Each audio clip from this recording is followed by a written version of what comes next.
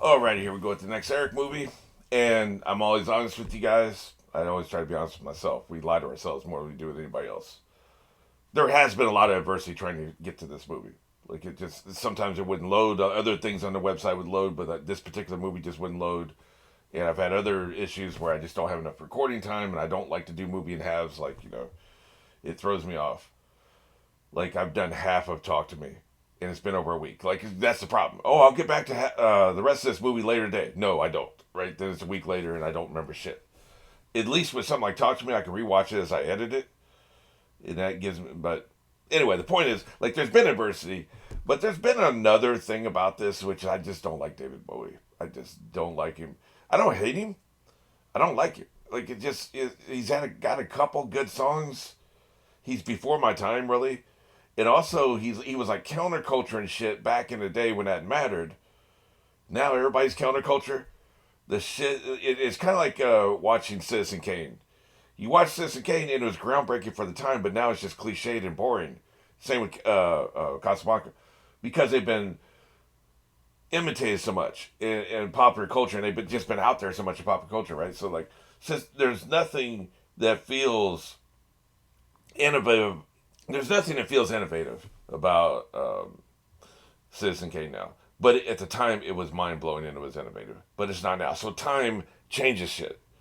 So back when David Bowie was big, before my time, like yeah, he was big, and he's big for a reason. He deserved it. He had talent, right? Like he's counterculture, like I said, and all that shit. So that mattered, and that made him big, and it made him important, it made him interesting. And now none of those things are true. We live in a very different world. He's just a guy, right? A Jag. He's just a guy these days. Now maybe I'm wrong. Maybe the movie will change my mind, but he's just not somebody that's interesting to me. Like if this was a biography of John Mellencamp, I would be very interested. But I don't know. Let's go ahead and do this. But I just want to be like, yes, I'm late and I hate being late, but that's a contributing factor. So, um, to make this more interesting, every time I'm just completely bored in this movie, I'm not going to say anything during the movie. Every time I'm completely bored, I'm going to take a shot.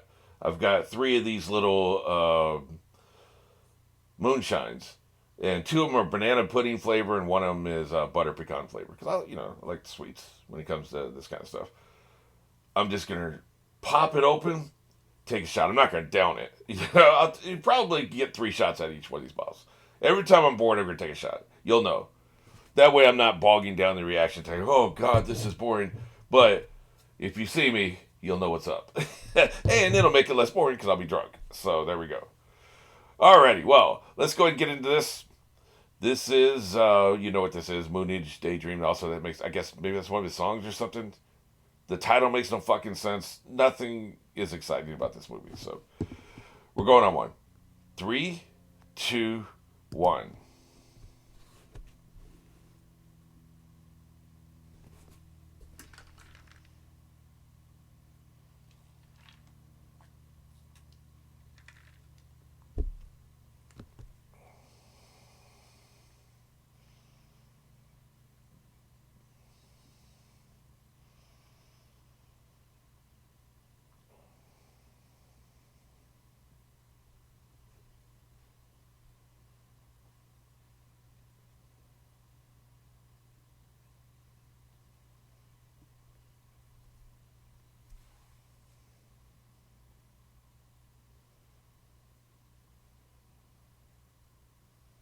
Yeah, Nishiki was a happy guy, right? Wasn't he?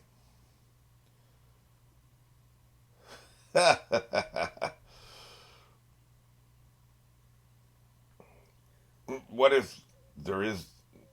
Oh, okay, it's David Bowie. All right.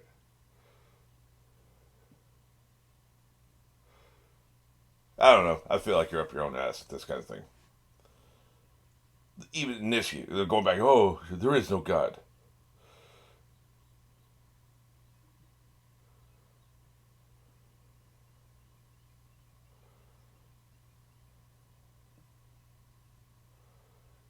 Now, is this just a documentary?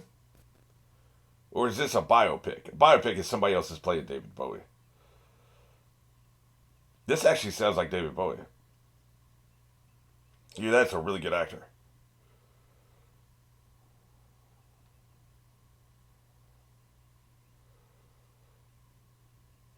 That's nothing. He does like Nishi, whatever his name is. Bowie feels like somebody who's up his own ass. You know.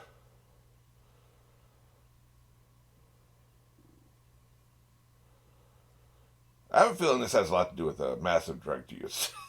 I've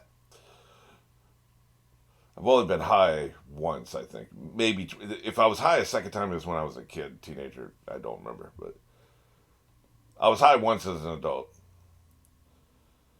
and I started going up my own ass. Like I started thinking, oh my god, I understand the meaning of the universe.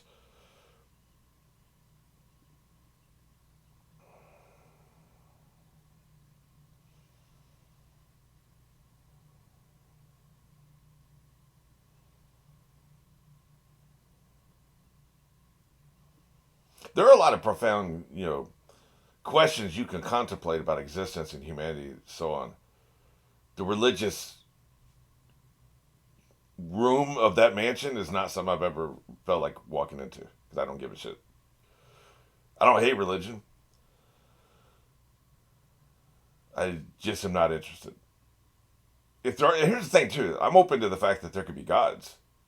I just know that like people talking about them is they're doing it for their own ends. It's distorted through what they want. They want to use religion for power. You know. So even if there are real gods, like the religions on Earth are not, representative of those gods. So that's one of the reasons I'm just not interested. It's just another power system for people to control people.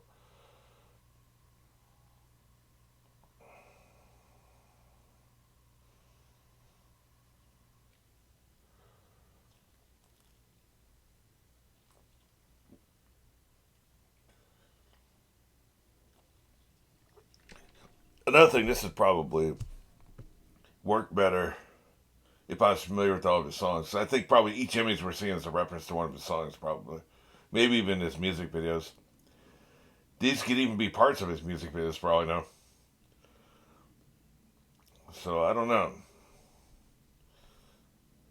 Because I'm starting to get the feeling this is just a documentary, but not your traditional documentary. Would you call it a music documentary? Then again, it's still the beginning. It's just the opening credits. I'm probably reading too much into it. HBO documentary film, so I guess it's just a documentary. Okay, I got you. But it's lagging really bad. Like I started watching, I got about 3 minutes into it, it lagged. Got another 2 minutes into it, it lagged. So I tried closing the recorder down and just screen recording it, which most of the time works. I have to do that with Always Sunny in Philadelphia because I can't even get through a 22-minute episode without lagging. So I screen recorded it, and I think that this recording program I use to record myself interferes with the streaming service somehow because it lags when I do this, but it doesn't lag when I don't do it. Like typically, like I can get through a whole Always Sunny screen recording without it lagging once. If I try to watch it, just watch it from the streamer, it'll lag 3 times. So I know there is a relationship. There's something is causing it to with me screen recording causes it to lag. But even trying to screen record, I've already done 2 files. I've only gotten like 14 minutes into the movie. This is one of those files right now. So I'm going to keep going back and forth because it's lagging so bad, right? But my point in that is I got further into the movie and the screen recording, and it still seems to be this vibe, right? So as you can see, this is where it lags. So I'm going to switch over. Oh no, shit.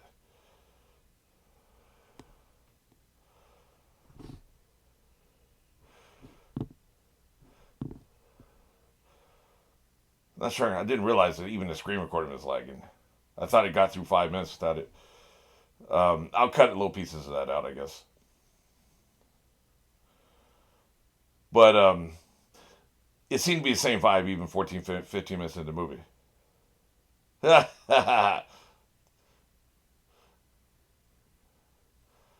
Well, But not really something worth crying about, is it? I suppose, if you're young and stupid. He is smashing. Unfortunately, he's not smashing you, which is what you want, clearly, right?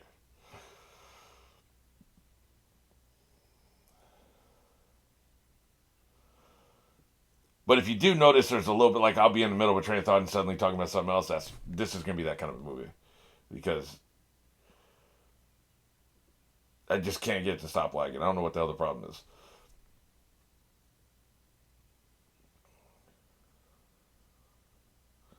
Do we care? He's a singer.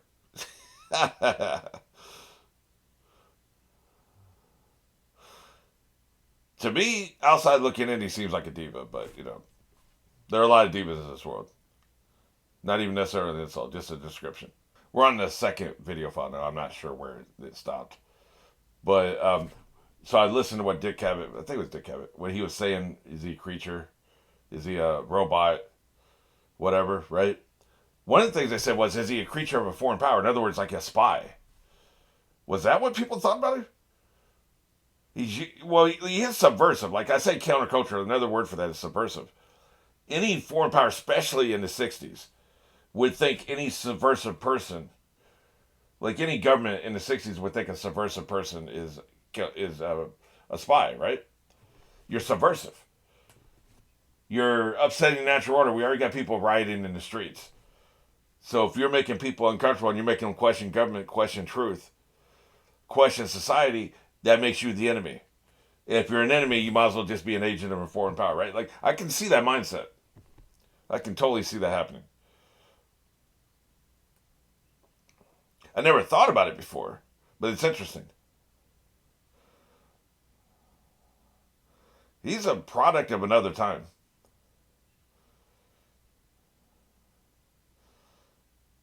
Yeah, a lot about understanding people is understanding the time they lived in. Is that him? Is that what he looks like without all the get up? I think it is. See, like there was a time when a celebrity man especially, dressing like a woman or with makeup, even just makeup, right, was incredibly subversive. Now, who gives a shit? Like everybody does it, right?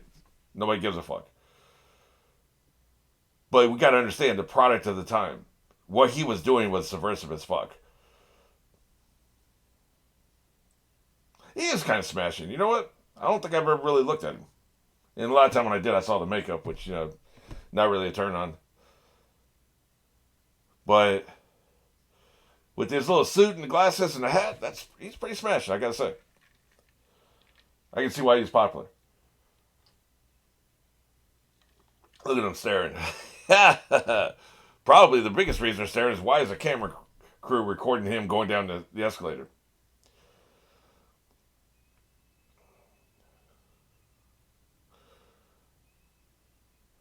There was a study done one time. It was they went into a factory, and it was I think it was like 30 scientists. It was an assembly line factory, so it was a bunch of workers working on the assembly line making something, cabinetry or something.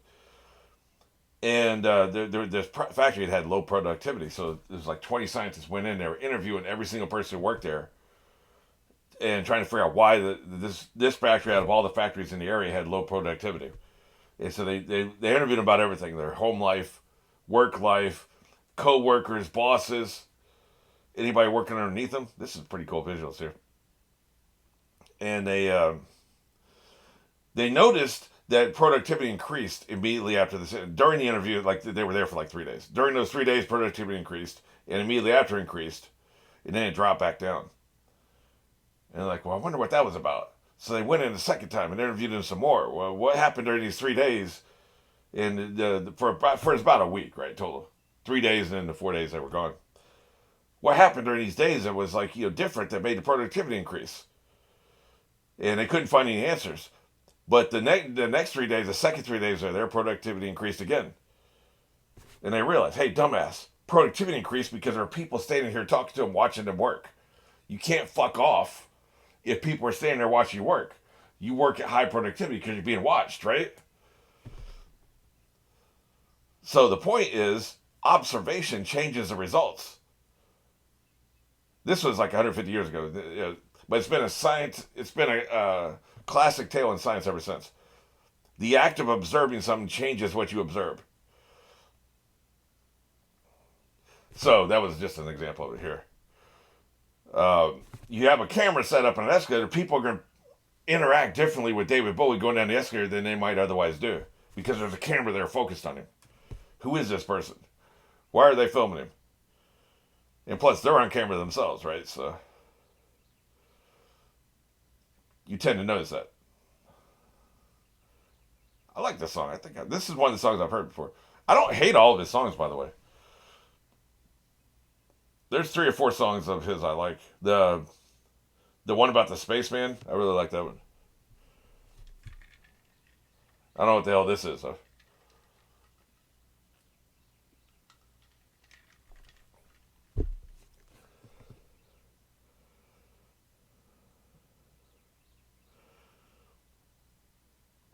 But my main, don't do it. Don't you do it. We'll sue you. Um, my main impression of him is he's pretentious. That's, you know,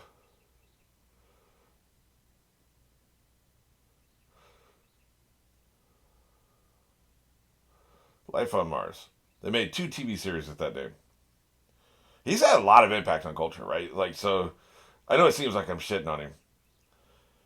I say this is standard fare these days. Would this be commonplace if he never existed? That's the question, right? Probably not.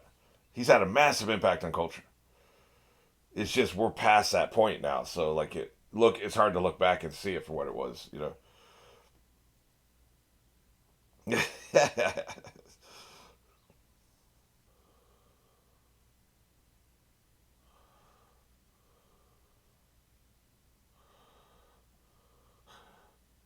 Johnny 2 times over here. I'll say it again. He's the greatest. You don't have to be bent to wear makeup. That's one of the things I love about the British, man. Such a weird way of talking. They call homosexuals benders. I guess they bend down to suck a dick. I mean, or bend over to get fucked. I guess I don't know. Benders. A very Futurama of you.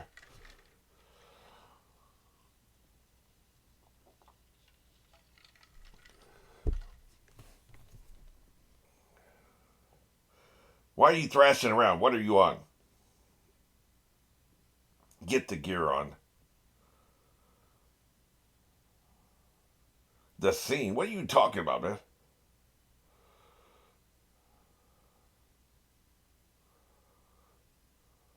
A mod.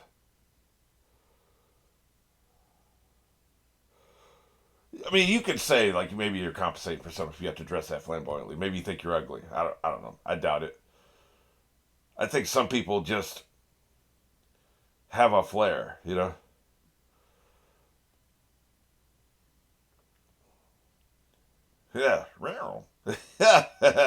Look at him. He can't handle it.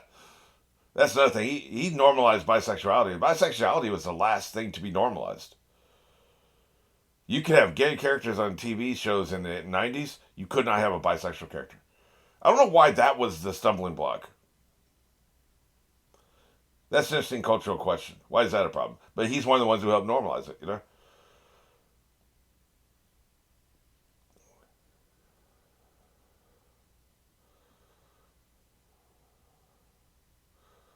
reasonable at least.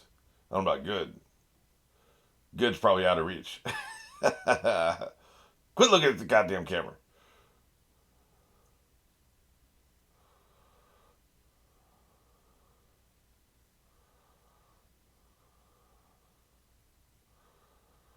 It's hard to. That's another thing too. It's hard to stand out when there's 7, 8 billion people in the world. There's so many. There's another 1,000 people just like you. It's hard to stand out, and a lot of people can't handle that. They need to be individual. I've never had a problem feeling like a crowd. It's a military point of view, right? I was never in the military, but I was in a military family, and in the military, you're one of many. And there's a comfort in being one of many. Being one of many is fine, man. But a lot of people can't handle it. They have to be individual, and so like that's when you see like flamboyant behavior, right?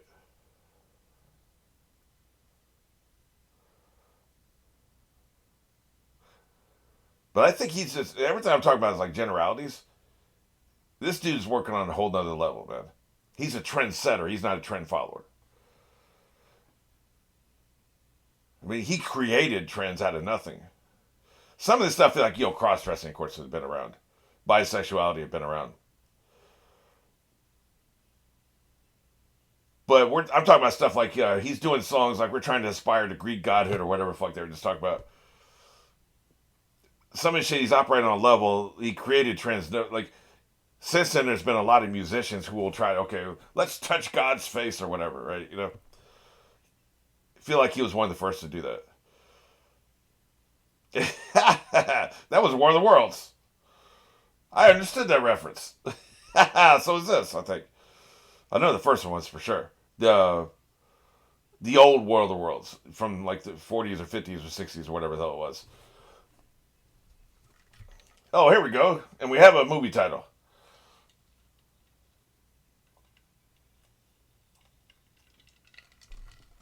That's right.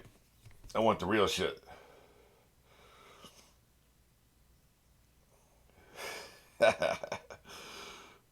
Damn, dude, what the hell, man? Where's your mouth?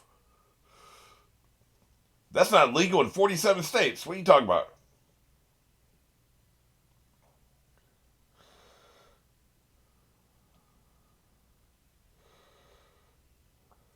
Shouldn't that be electric? Enunciate. I don't know what the hell movie that is.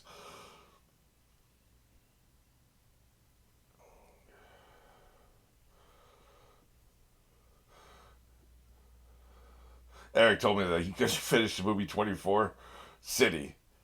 A movie 24 would be awesome. Kiefer Sutherland. He couldn't finish 24 City. I didn't have that big a problem with it. It was fine. A lot of the fun in that was just trying to figure out what the fuck they were doing. Like, what is the point, right?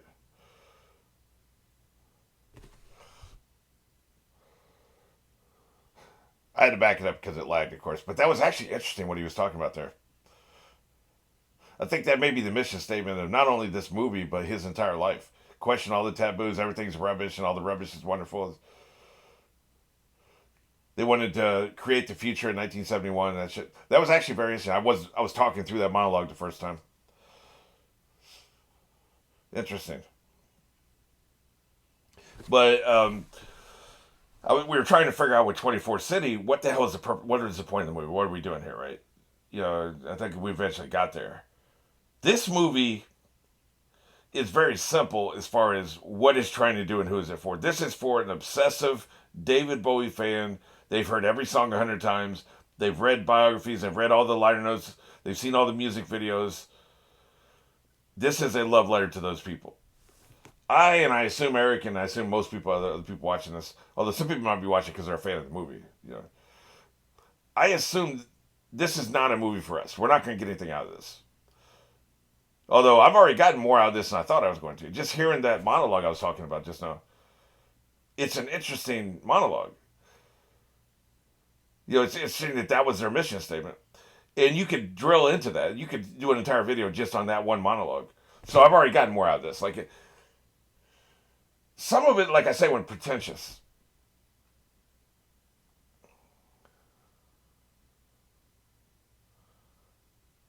Interesting.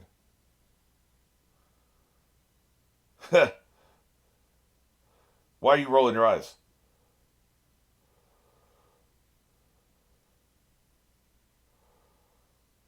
I see.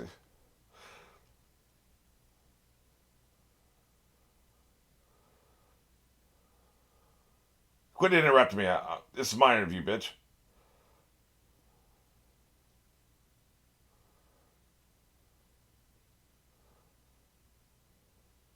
Yeah. Those are very heavy looking earrings. That would be a load on your earlobes. But there's a very pretentiousness towards that. It's like, yes, a lot of societal standards and norms should be challenged, especially back then. I mean, you've got this racism and homophobia and all this bigotry and bigotry towards people with lower mental capacities, like disabled people. All this crap, right? That shit obviously should be challenged. But should we challenge wearing shirts in stores? You know, like some of these norms, I think, and some of these taboos are there for a reason. It's just common decency. You know, everybody should probably. I'm talking about women too. Like everybody should probably have a fucking shirt on when they go out in public, man. Is that a taboo that's worth challenging? And some of these people are like, no, we need to challenge every single thing ever. You know, it's like nothing is safe, nothing is sacred, no sacred cows. And I guess I'm just a little bit of an establishment kind of guy where it's like we should probably normalize not shitting in front of other people. You know, you shouldn't be allowed to just sit down in front of a store doorway and take a shit right there. Can we normalize not doing that? Like that's a taboo. Whipping your dick out in public is a taboo. Like we should probably keep that taboo. That's a norm we should maintain. You know what I'm saying? So, and these people, like if you take it to the extreme, like they just want to blow all the norms out. When I say these people, I'm talking about counterculture, subversive.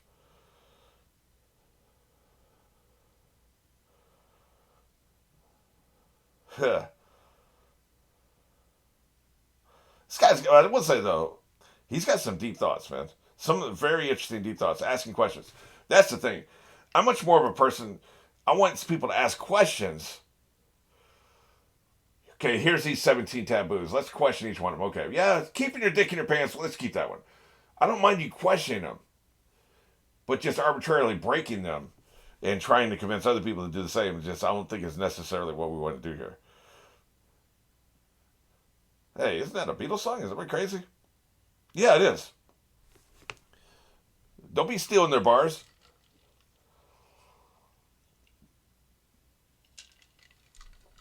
See, now they got me questioning. I never really thought about David Bowie very much at all, right? I wonder what he thought of the Beatles. He's doing one of the songs. He must not hate them. He probably thought they were the establishment. They're buttoned up. Then they went into the long hair phase, I guess. But they played the game early on, the Beatles.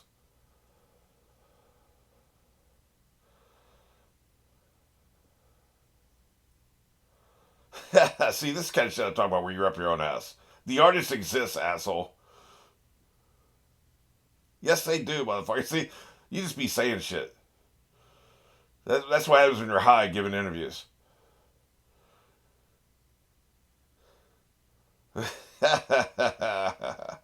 Interesting. He's quite mad, you know.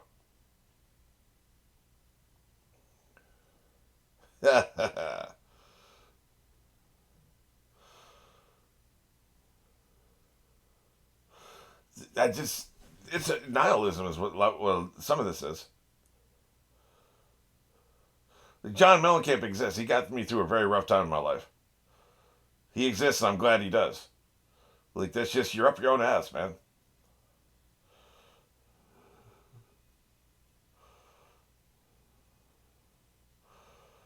It also feels very dismissive of the people who like your music, and that's the problem when it goes beyond liking music to worshiping the individual, right? Which is what's happened here. Happened with the Beatles. You start getting these grandiose ideas, right? I'm more than just a musician. No, motherfucker, you're a musician.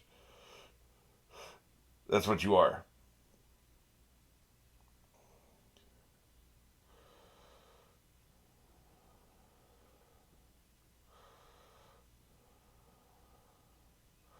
I've never heard this song, but I like the music. Speaking of music,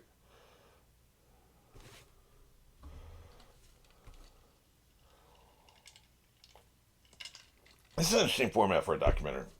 It's not. I thought it was a biopic. It's clearly just a documentary. Mostly wall to wall music with some of his little thought, his brain teasers that kind of inserted in here and there, right? I said brain teasers. What I meant was brain droppings. It started lagging right there. So then I had 2 minutes to think. Well, I said the wrong word, dumbass. Brain droppings was that book by George Carlin. Random thoughts, you know.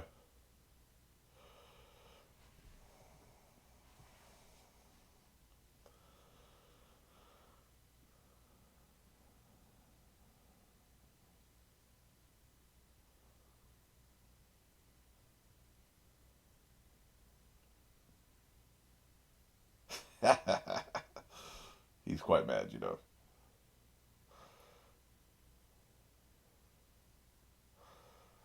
This is him way older, I think. You know, it's interesting. I think this is true. Like I said, I've never really followed him closely, but I believe this is to be true. He reached a point in his career and in his life where it was no longer necessary to put himself in the trappings of the clothes and the makeup. Did he become secure in his who he was, his personality? Or did culture change to such where that was no longer shocking, no longer interesting? Yeah.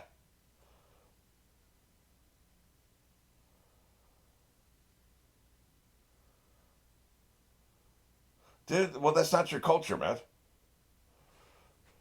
He's not. I guess he's not criticizing, but that's not your culture. So if you don't understand it, that's on you, man.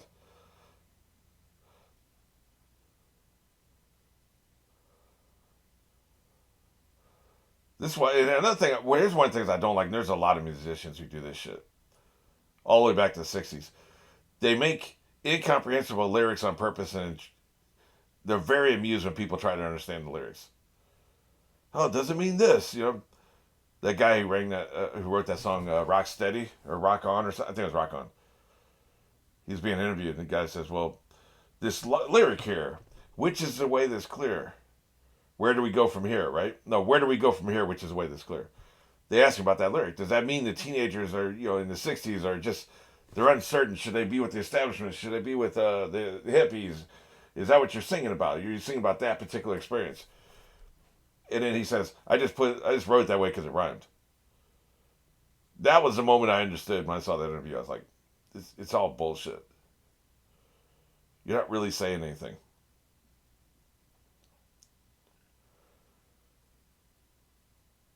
So and Dave Bowie is definitely one of those people that will intentionally write incomprehensible lyrics and then laugh in your face when you try to comprehend them.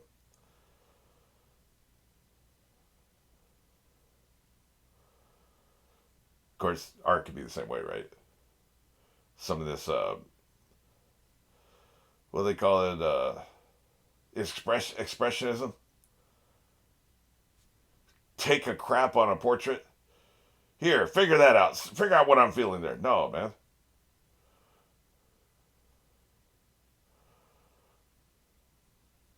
Didn't realize this was going to be 2 hours of me screaming at clouds, but here we are.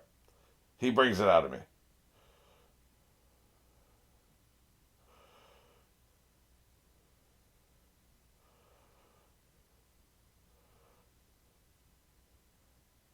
This is his current look, I think, more or less. If he's even still alive, I don't even know if he is.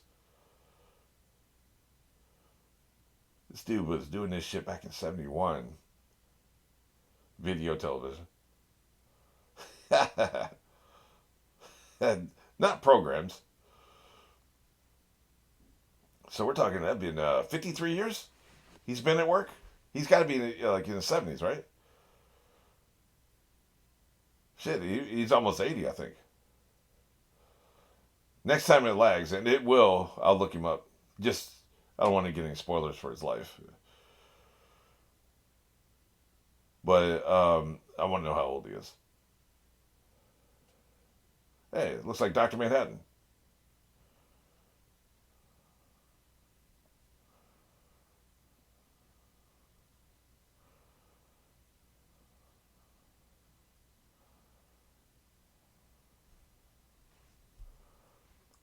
Well, Obi-Wan Kenobi thought he knew how it worked.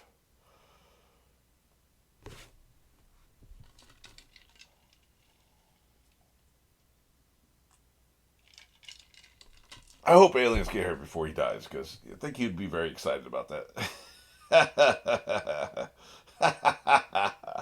I do, man. I think he would like that.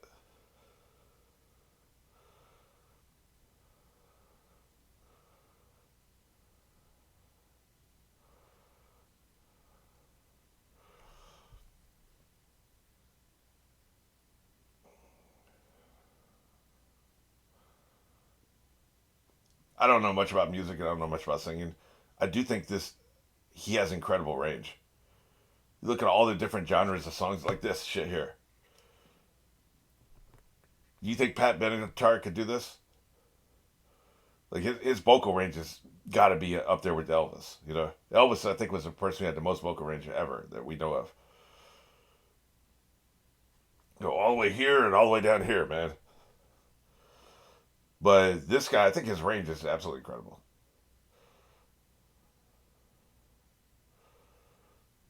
That's why you can have 10 songs and none of them sound like each other and they're by the same person.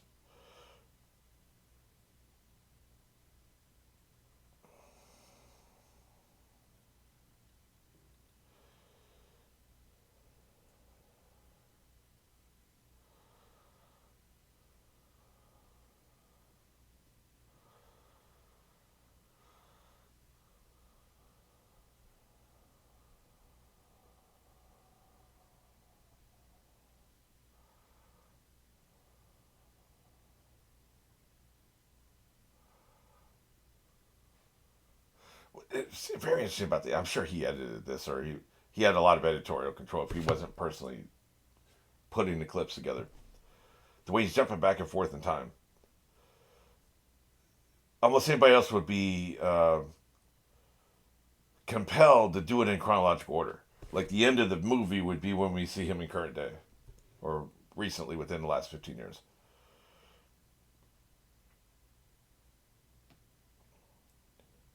Yeah, like many of them.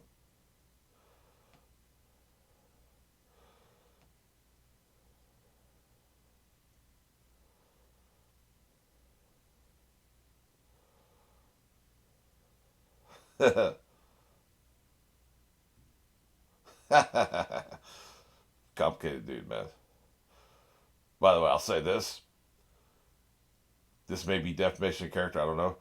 I don't know that you're this kind of a person without some kind of trauma in your life. Probably your childhood. There feels like there's trauma back here, doesn't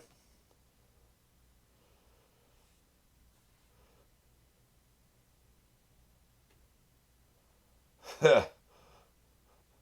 That's a complicated way to live.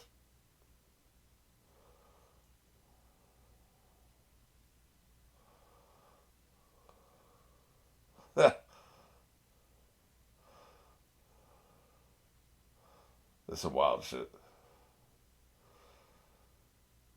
I don't know if I can sit for that prosthetic mass process. It'd be like suffocating, man. A lot of times I'll have you breathing through a straw, man. Back in the day, it would take like sometimes it would take 9 hours. They've really got that down now. They know how to do it.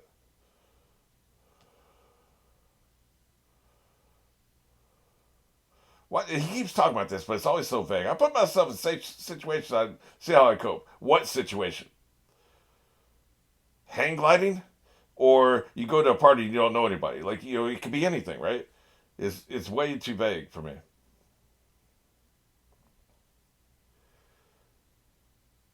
Okay, see, this is a specific example. As soon as I complain, he gives me one. You go to a city you hate and see if you can handle it. Okay. I drank 2% milk. I couldn't handle it.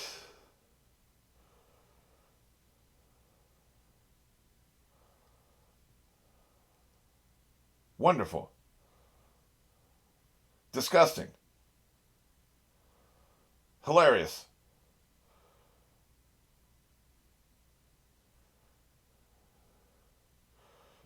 How much meth are you on right now?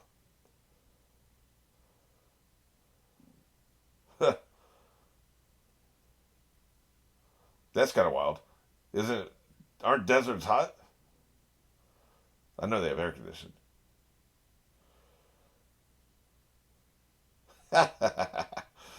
He's quite mad.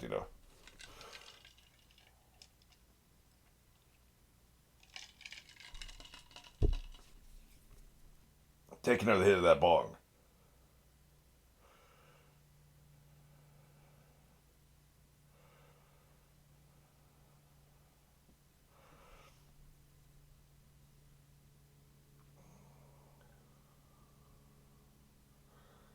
It's word salad, man. It doesn't mean anything. It's so right wing, it's liberal.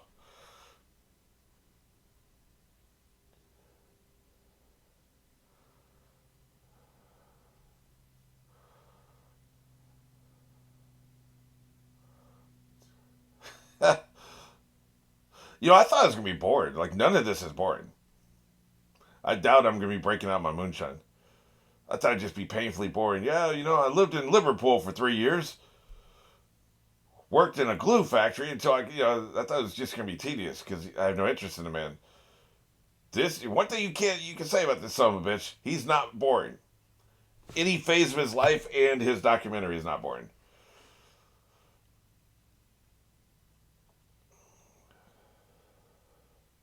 If anything, nothing else is visually interesting,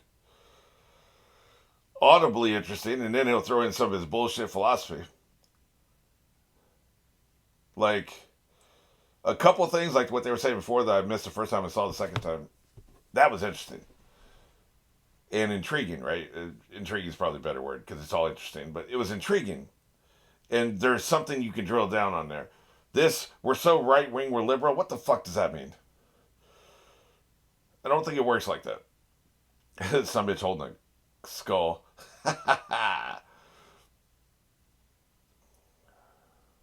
Hell yeah.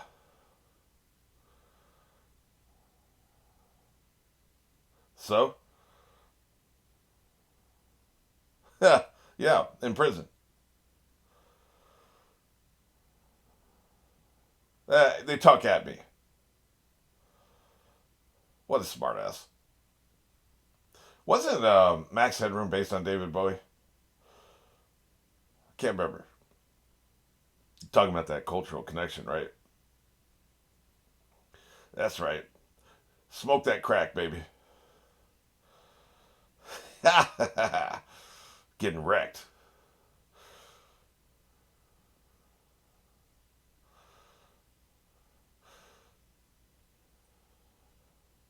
He seems like somebody who's easily bored and has to constantly do new shit, right?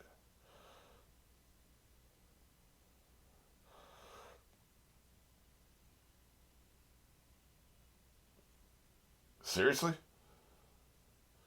Is that from a movie? Because what the fuck are you doing? Mixing his drink with a gun. I don't think that's good for the drink or the gun.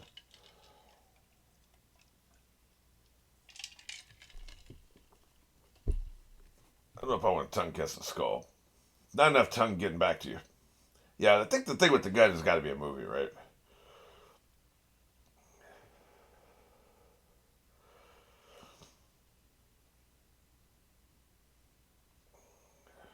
How dare you take my shit?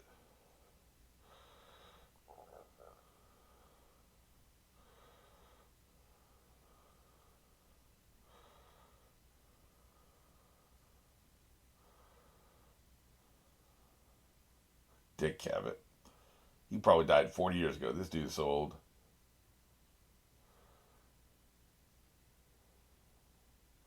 Does he have a gun on stage? Is that what he, on the set?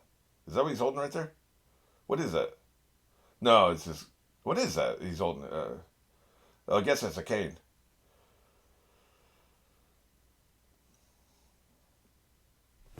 It looked like he's polishing a gun there for a second, man.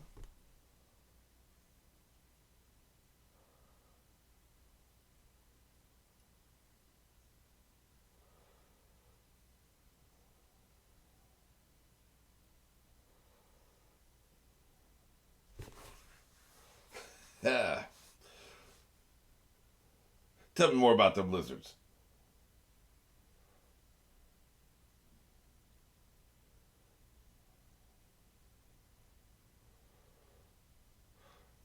How much would you have to talk about your childhood before you bring up the fact you ate? That's somebody's hiding something, man. Maybe he's bullied. I'm not saying this necessarily happened at his house, right? But something happened. I went to school. I ate. Like, it would probably take me 5 minutes to talk about my childhood before I brought up anything that I ate.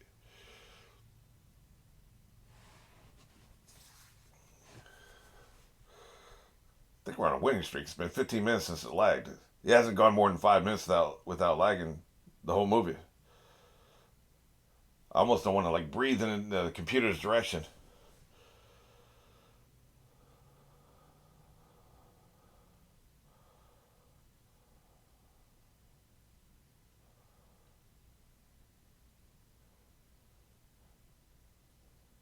Now we're getting somewhere. Something happened to him? That could be the trauma we're talking about.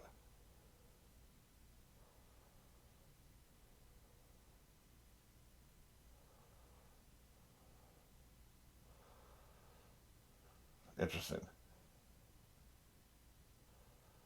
Something happened to him. Oh, okay.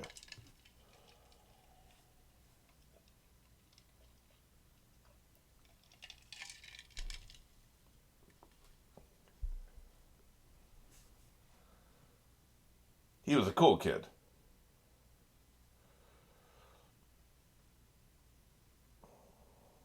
I like this. Another song I've never heard. This is kind of cool. Some of this could be like covers, like the Beatles song we talked about earlier. So it'd be why I've never heard him do it. This almost feels like a blues song. Maybe it's Robert Coltrane.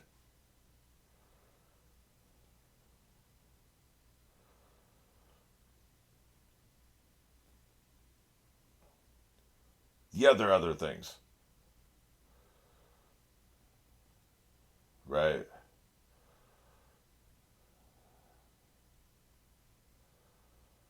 Oh, shit.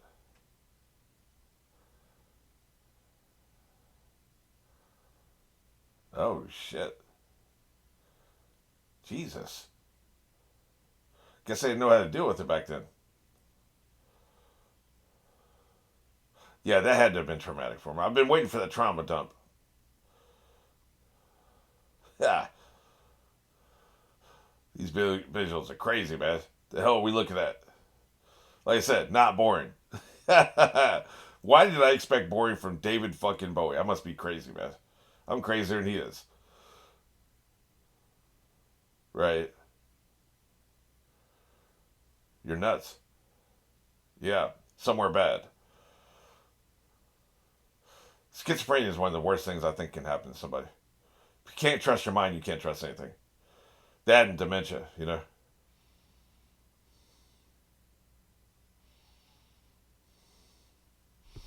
It just, it hung up again, so I was like, fuck it, I'll do some more screen recording. Ended up recording almost the rest of the entire movie, like an hour, almost 90 minutes. I was like, wow, that's pretty awesome, because they've been going in 5, 10 minute, 20-minute increments, right? So I've got a video file, 90 minutes, then I'm going to have to stream the last 7 minutes to finish the movie, right? So that should be doable, I think. So I feel pretty good. So we're going to have 90 uninterrupted minutes now. So during this 90 minutes I was waiting while I was screen recording, I did look him up, and apparently he died in 2016. He died 8 years ago. He was 69, which means he would have been 77 now. So that makes sense. I said he'd be really old now if he was still alive. I thought he was. I don't remember hearing about him dying. A system against mental illness? How the hell do you have a system against mental illness?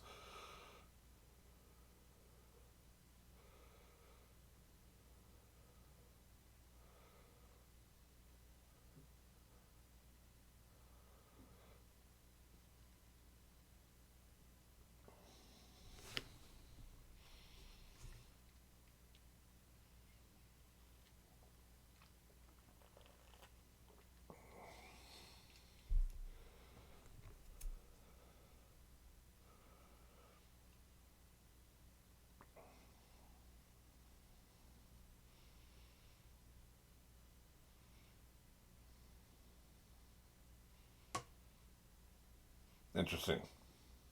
Oh, I see. That does seem like how he writes the songs, right? Just cut up random words. Ha! Ha! Just piece them together, huh? Look at this son of a bitch. That man, that explains so much. That's how he writes his fucking songs. Unbelievable. Wow.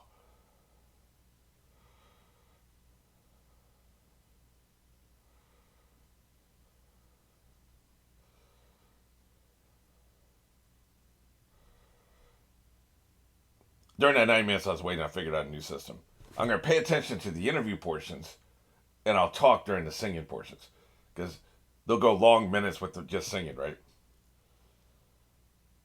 But I think I was missing some interesting stuff by talking over the interviews. Even though I'm doing that right now. But that's my system moving forward for the rest of this movie.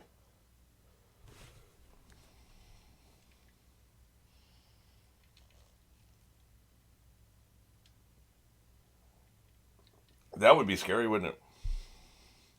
Okay, so he's singing. So, another thing I looked up: what did David Bowie think of the Beatles? I was very surprised by his response. You should look that up yourself. But essentially, he was pretty dismissive of them. He said they had no lasting cultural impact, which I just don't agree with. I'm not a singer. I'm not a musician. He said Underground Velvet had more impact on music. Now, he's specifically talking about music, not culture. Who has more impact on culture? Clearly, the Beatles have more impact on culture, but he's talking about music. So, I may personally disagree because I don't like the idea, but that doesn't mean it's not true. He could be telling the truth. I mean, he could be right because he's a musician. I don't know. He said more musicians are influenced by Velvet Underground or whatever they call it, Blue Velvet, whatever. See, I've never even heard of the band. He said more singers or musicians were influenced by them than by the Beatles. We'll get back to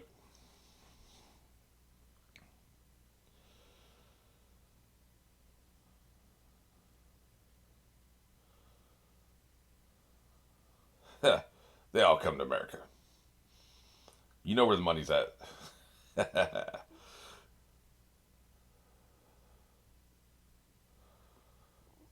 I get the idea he's perpetually high. I could be wrong. It's just an idea I get.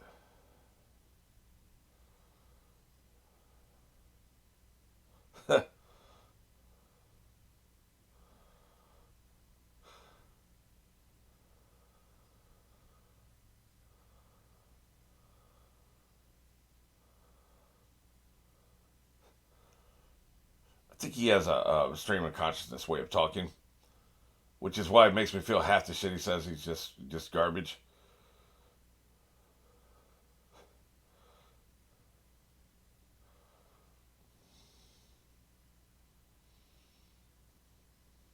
You're going too fast. Why would they film him driving? Like they seem to do a lot of filming of him riding in a car. He must have liked being on camera.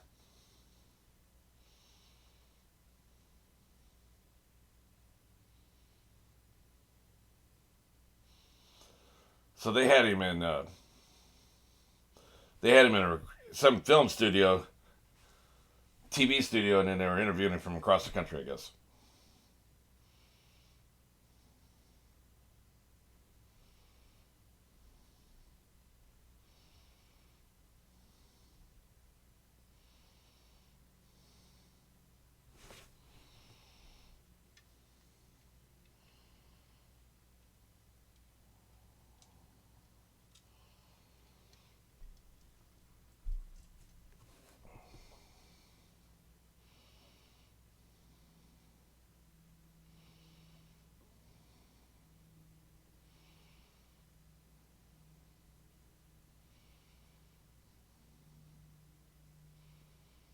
Everything's performative, you know? He's always performing to somebody, even if it's to himself. I'm gonna do this nice thing to perform to myself that I'm a good person. We've seen that before, right?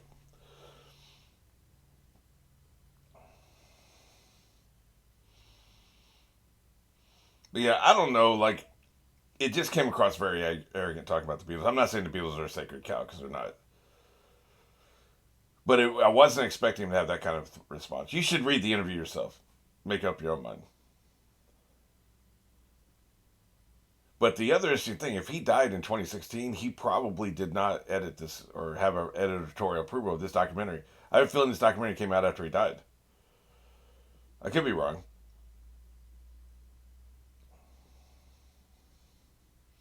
But this came out in 2022, right? There's, it feels unlikely he would have been. They would have started working on this when he was alive, and it took him another 6 years to finish it.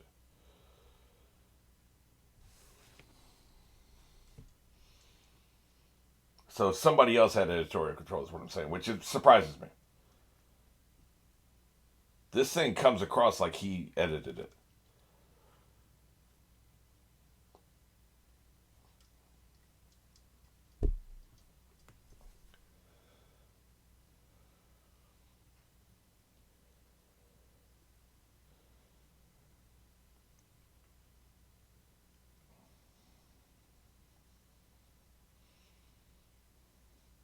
The hell's an ascendant and what the hell's a descendant?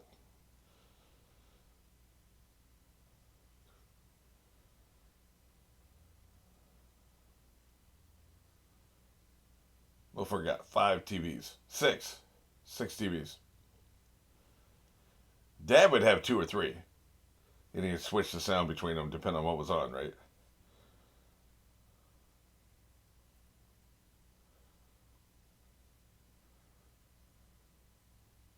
He would have never done 6 though.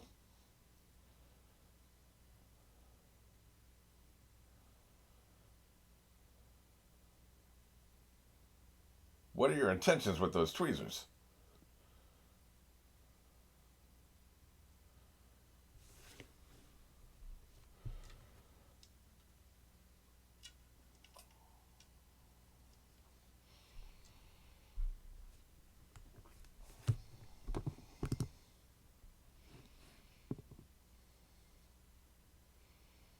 You think?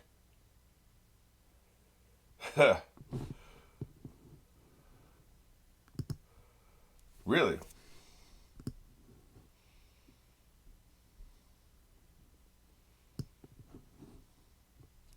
I see. That's why he only thinks she has a day job. He doesn't know. Interesting. Yeah, like I said, man, probably more neglect and abuse, I think, from his childhood.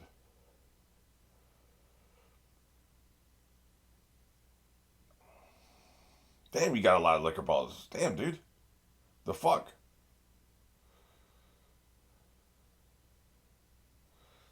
Emotional and spiritual mutilation.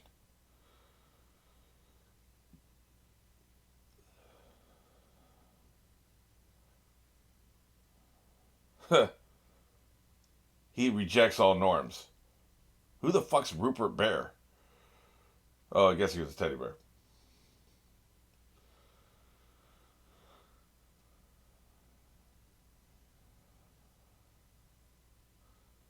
What children doesn't like children's things? See, that strikes me as revisionist history. I can't be an adult and admit I like teddy bears as a kid. That's normal. That's a social norm. Can't have that. I don't know.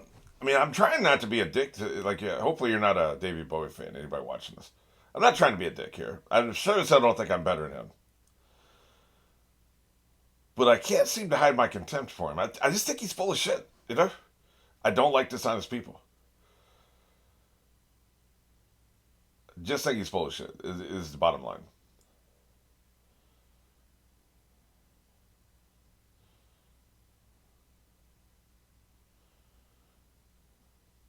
You're gonna say he never liked childish things? I guess he could be the one person in the history of the world who as a kid, never liked childish things. I doubt it.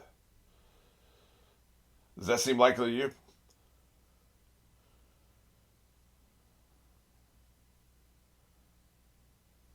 That's a good point. That's probably true.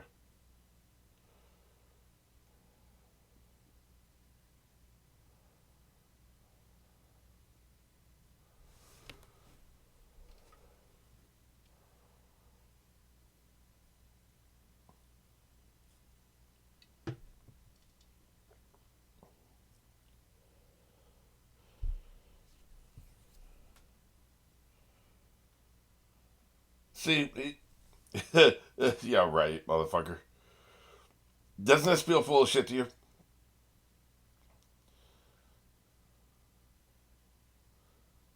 No, it could be like he just okay. I do believe people would pick work over love. Okay, that's what he's saying. Obviously, people pick work over love. I've done that, you know.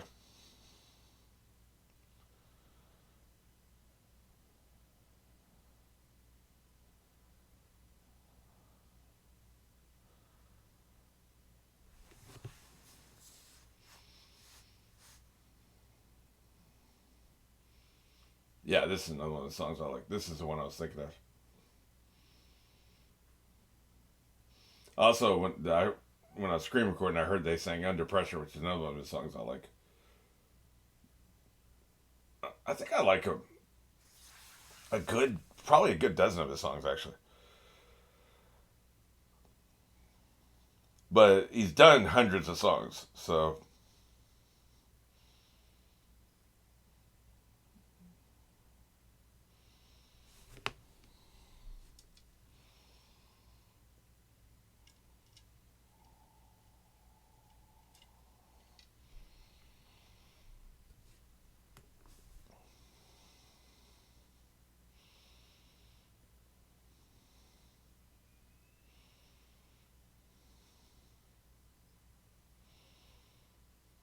now he's singing. I can't think of anything to say. I kept trying to talk over the interviews. I just think I do think it's interesting though. Like I would have bet anything that he edited this, just because that seems to be the way his mind works, right? Clearly not.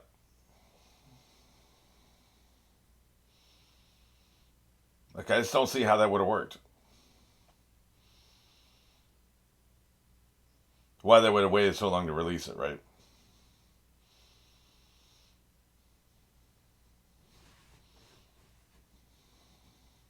Another thing I noticed with the screen recorder, because I would check on to make sure, because of all the lagging, I kept checking, expecting it to stop, right?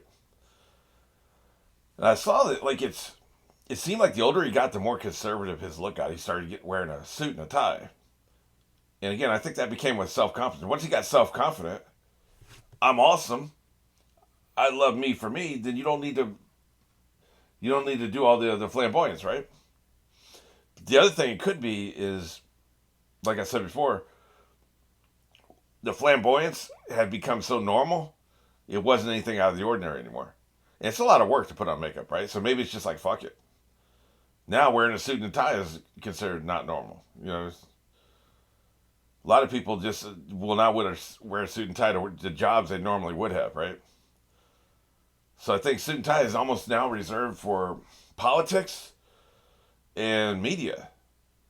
You know, like news shows and stuff. I don't know if there are many, like probably an advertising job, you don't have to wear a suit and tie in an advertising job anymore, you know, where you would have in the 60s.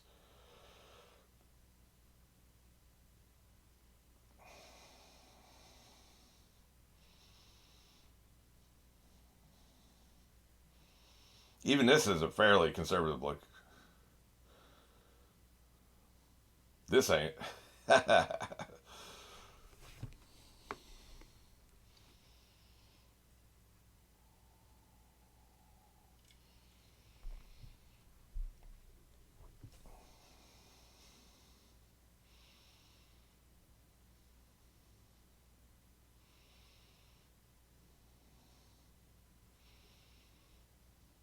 I would, honestly, I was so expected to be bored.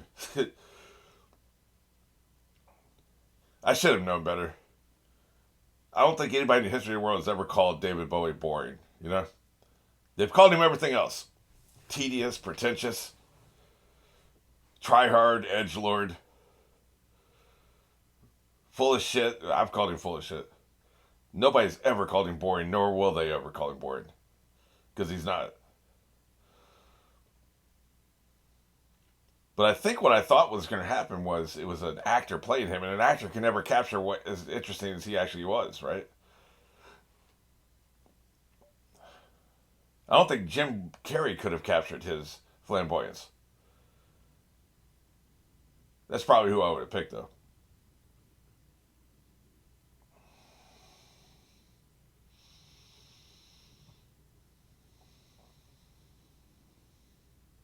Was this Germany?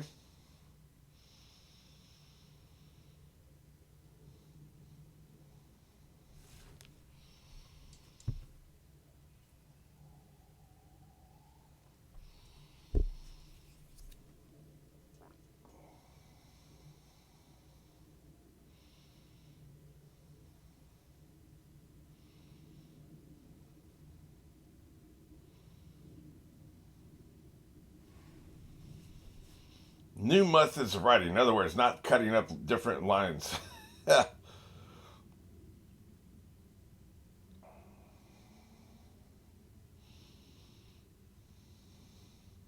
Faced with the choice, do both. Interesting. See, he's just ADD could be another descriptor for him. He's probably somebody who's easily bored.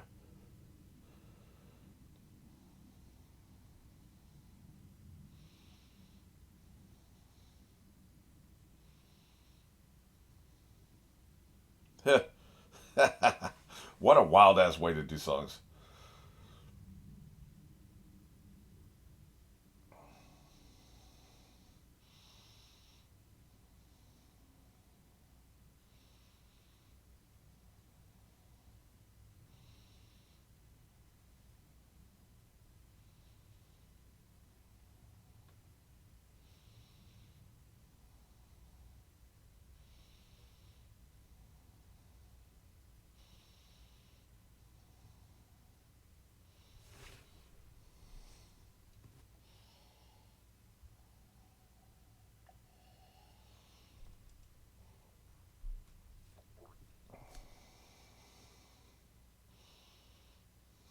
What was this done with paint?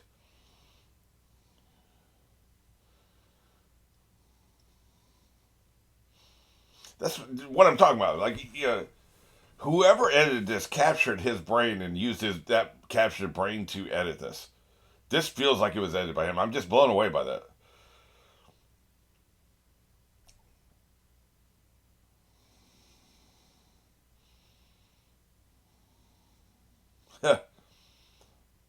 Just wing it. Fuck it.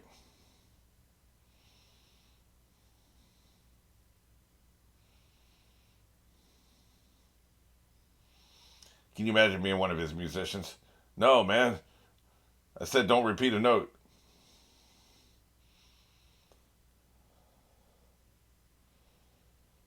It does.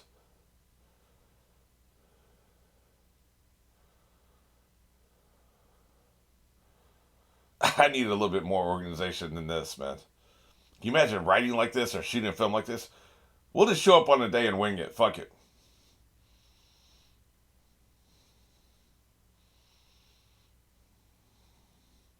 If you go back and rewatch this movie, look at how many times he tells a reporter no in answer to their question. He likes to negate what other people say. Of course, then he says yes as I tell you this, right? I keep noticing he's like, no, this, no, that, no, no, no, no, no. He's a negator. He doesn't want anybody. He want to think that they have him pinned down, right? We've got you figured out.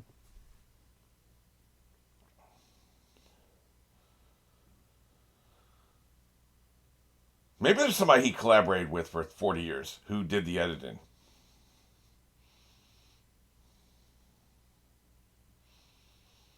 Who really understood him, right? Because this feels like I can't.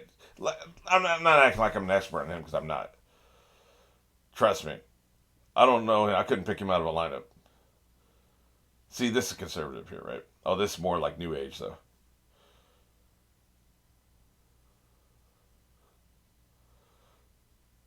Meanwhile, he loves chaos.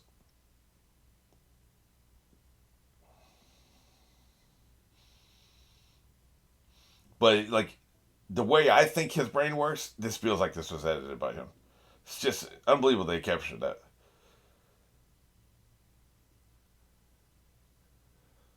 Well, that's the truth.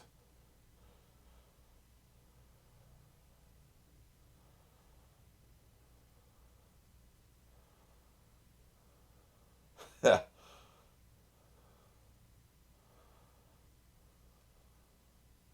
really.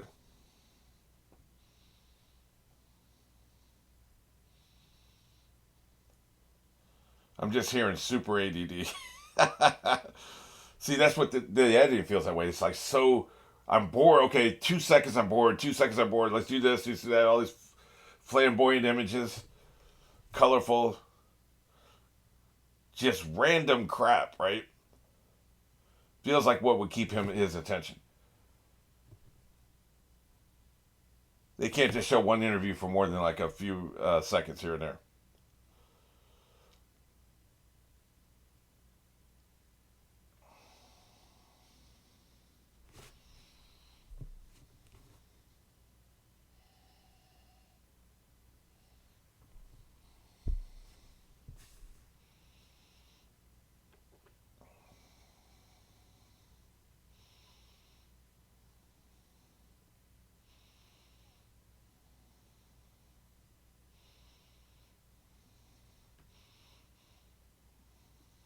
Thin White Duke. That was probably an album title before all I know. Ew. Oh, you mean personality wise? Okay.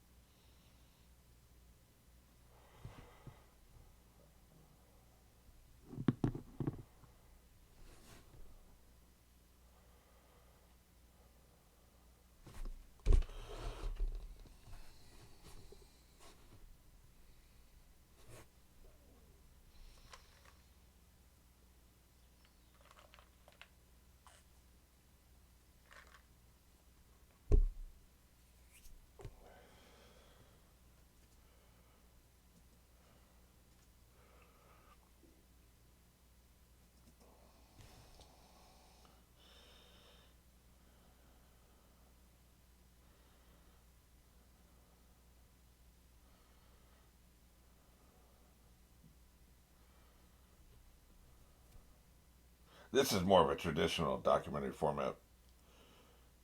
That won't last long.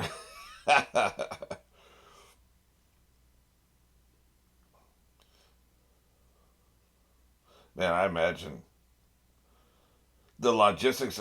I got my producer hat on right now. The logistics of moving a David Bowie size roadshow from city to city and having everything set up every night and have it be the way because usually it's a 24-hour turnaround. Show starts at 7 p.m. Maybe it wraps at midnight somewhere. Let's say it wraps at midnight. What matters is when it wraps. Say it wraps at midnight. Show's over at midnight. You gotta get the fucking crowd out of there. Okay, that's gonna be 1 a.m. Now you start breaking down the set. 2-3 hours to break down the set and load it in there. Then you're driving it in trucks to the next city, unless you're flying. Then you're driving to an airport. You gotta load everything on the plane to fly. Get to a new city probably 8-9 a.m. You've got 12 hours. Like the turnaround time, you need 2 or 3 shifts of people. Like it's unimaginable, and it runs like clockwork because they do this all the time. So they have a system, right? It wouldn't be like me trying to set up a system from the ground up. It's just hard to imagine. What a logistical nightmare. What I did as a filmmaker is a smaller scale. I will say filmmaking is harder in that you're reinventing the wheel every day because each set is different, each location is different, and you only do it once. You don't do the same setup 100 times a year, so it has its own challenges. But the number of people he must have had on his payroll. So if you hear like they sell the tickets for $500, right? $500 a pop. Okay, 60,000 people show up, and they're all paying $500 per ticket. I'm sure they're more than that, but let's say $500. You would think, wow, he's making so much money, right? 100 people be $5,000. 1,000 people be $50,000. Yeah, so whatever 60 times $50,000 is, yeah, ton of money, right? A lot of that. First of all, you're renting a venue, so that's going to cost something, and then all these fucking people you're paying. They're not pocketing as much as we think they are.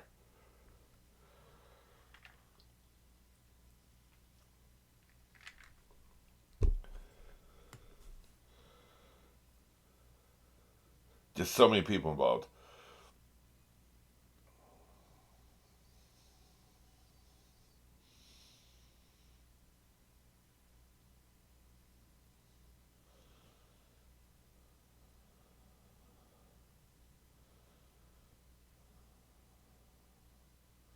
I was never really into live shows. I preferred studio albums. The production quality is just better. The song is better.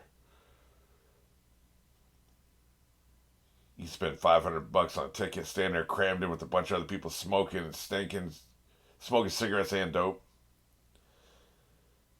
and then it's a weak ass version of the song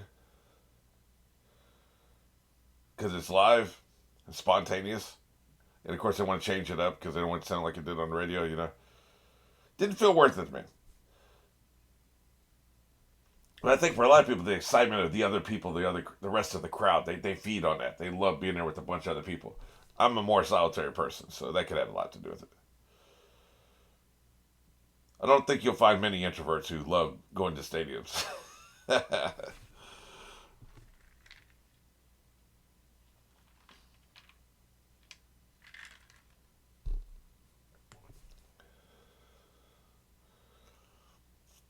This is such a conservative version of him. I mean, he's got a little makeup, but none of it. Even none of the bandmates are flamboyant. There's not a bunch of lights. You don't have the Pink Floyd pig or anything, or just you don't have the showmanship. This is like a stripped down version of a concert, right? I wouldn't have expected something this stripped down for him. But I'm sure like every concert was different. Is that all? He would live for another 36 years. Only two, huh? That is wild. He'd already been in a Broadway play by 33, huh?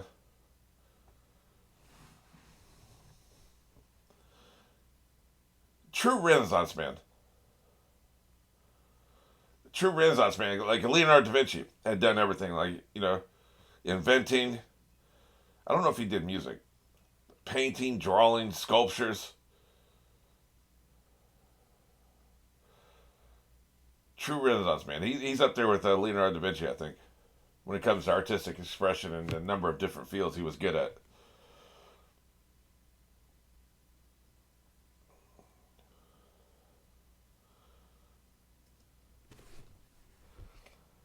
One thing that's happened is that this video it lagged.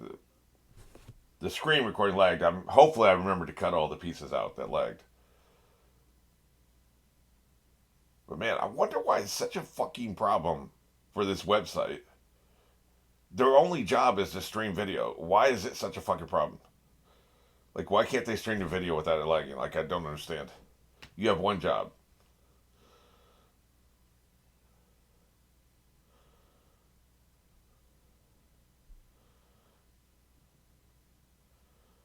I'd probably be able to do another 2 videos a week if it wasn't for just that site lagging, because I had to re-record shit. Here I had to take the 90 minutes that I could have been just recording, and I had to screen record it, and now I'm basically, so it takes me 3 hours instead of 90 minutes, duplicating effort. It's just such a time waster.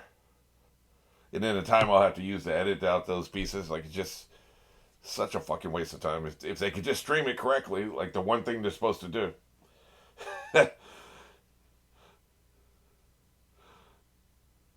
mean, you're not here to listen to me bitch about streaming services, but so I guess this is fully capturing my attention. It's a lengthy montage right now. That's probably the problem.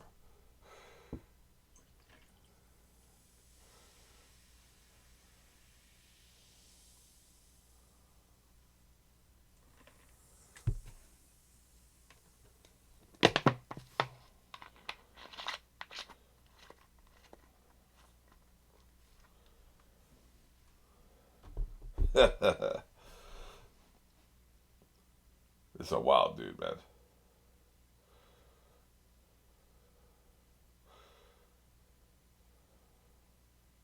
Isaac Asimov once said, and this has always stuck with me, that when he dies, you will have the sum total of his brain because he has written down everything he's ever thought. I think you could say the same thing about David Bowie. He expressed himself in so many different ways. You probably, if you were to take everything he'd ever done, like all of his music, anything he's ever written, like in prose, if he ever wrote any essays or anything, all the footage of him acting in an improv way, maybe not a scripted feature film, but an improv acting, all of his artwork, all of his sculptures, all of any of this other stuff, poems and all that stuff, you took it all together, put it into a computer, you could probably get his personality, a one-to-one examination of his personality, one-to-one simulation of his personality. You could probably duplicate his brain because this dude, I don't think he ever had a thought that he didn't express in some form or another. Maybe not all verbally. You can never reproduce my brain because I only say about 10% of what I'm thinking. Even with hundreds and hundreds of hours of recordings, I only say a small fraction of what I'm thinking. I don't think this dude has a filter. And a lot of times when I record, I edit out a lot of stuff too. It's like, nobody cares about this, nobody cares about that. Right? He's done, right? So that's what I mean. Like you take everything. I don't think he had a filter. I think everything that he thought came out of his mouth or came out of his fingers or it was expressed in some way. You could probably reproduce his personality in a computer. Same with Isaac Asimov.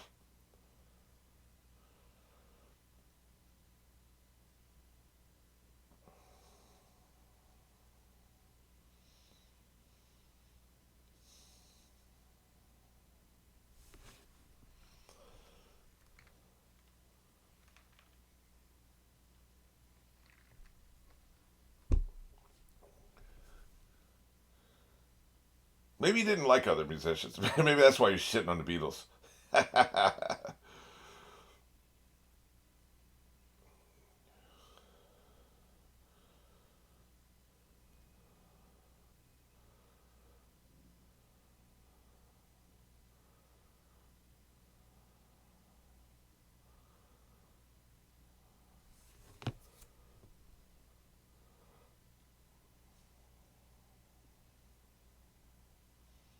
This kind of song I don't like. It's not melodic. It just seems to be stream of consciousness. These random, like you said, the random fucking lines he cut up and mixed and matched. There's no there's no coherence here, right?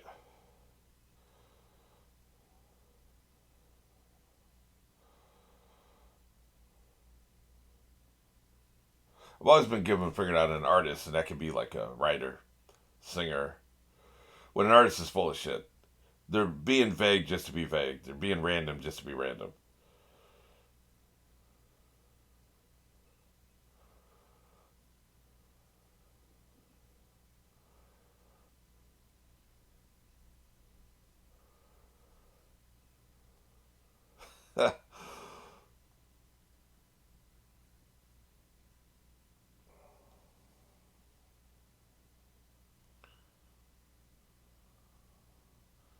Guess these are lines from a musical he did or something.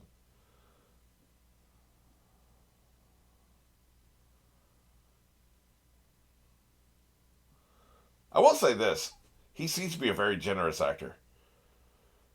Because if you look, I was looking at his eyes just now when the other person was talking. He was paying attention to them. He was open, right? This is creeping me out. What the hell is this? But however weird this is, he was paying attention to his co-star. A lot of raging egomaniacs and narcissists don't do that. They're just waiting for you to shut up so they can act again. Like William Shatner, I love the man. He's a very narcissistic actor. I don't think he's ever paid attention to another actor on set ever in his entire life. He's not a generous actor. I'm surprised that David Bowie is.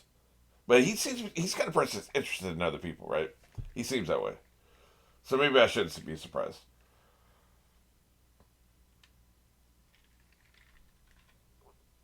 Wonder if he ever did. Guess maybe a house would have made him feel tied down.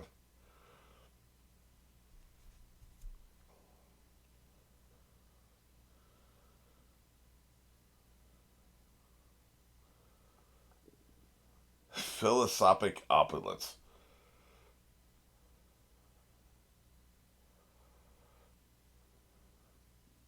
He's one wild boy.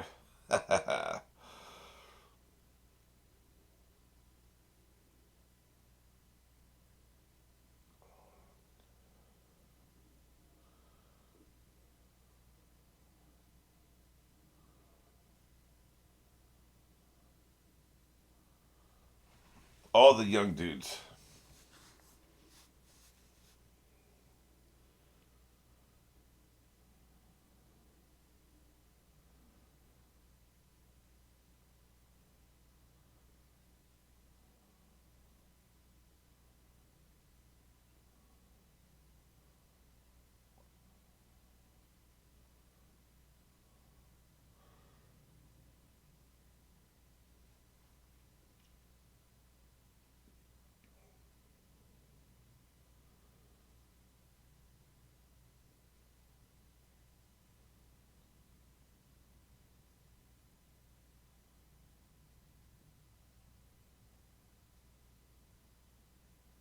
Most of us are.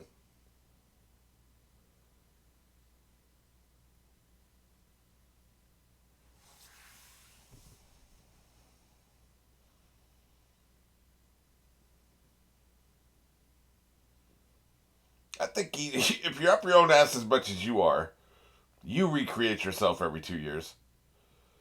Don't speak for the rest of us.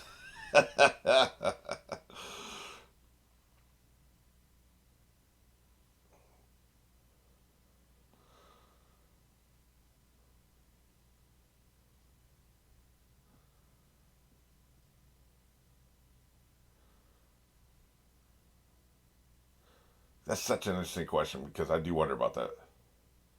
He must be very into astrology, but you can't hide behind that fucking astrology.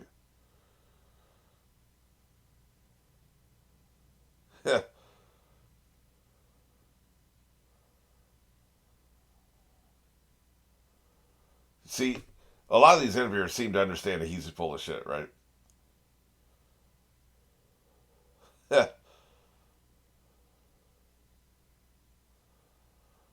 I suppose that's possible.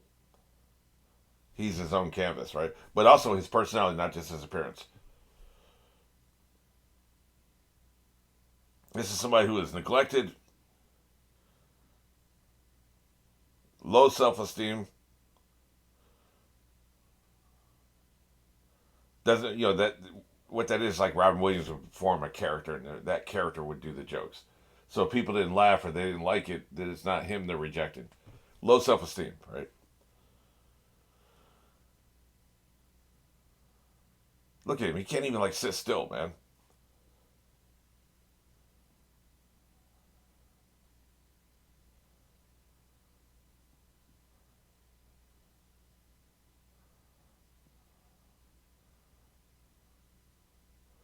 Yeah, German is well known for the isolationist views.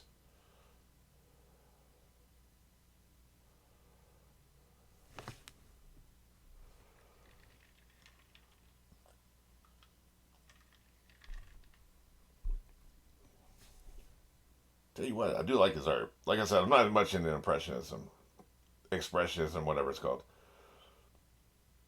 But these are good. So we know he's a good actor. We know he's a good singer. We know he's a good writer, songwriter at least. And we know he's a good painter. Wonder if he ever did sculptures.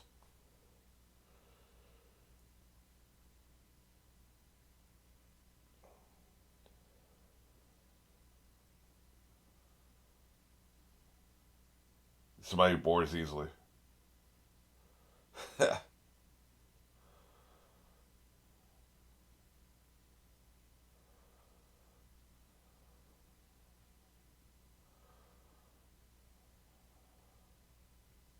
Yeah, I think I'm right. I don't think he liked other musicians.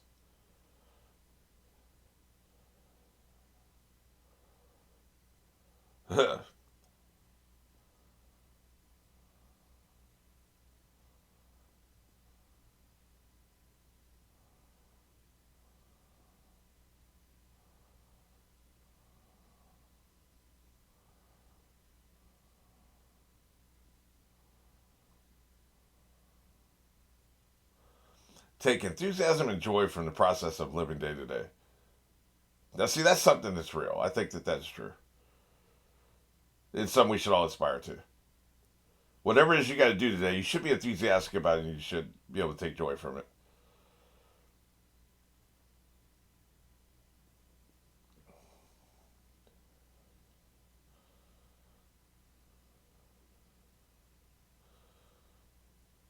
You know what's interesting about this? Like I said, this was not a movie I was looking forward to watching. And one of the things that my job as a reactor has made me realize I don't think there is a movie that exists that is a waste of time. And I used to think a lot of movies were a waste of time. Like I didn't like biographies, waste of time. What other genre? Cowboy movies, probably like westerns. Generally speaking, there's a couple exceptions. I thought westerns were basically a waste of time. DC movies, DC live action DC movies, I thought were a waste of time, and I don't think I've seen any of them. maybe one of the Suicide Squad movies.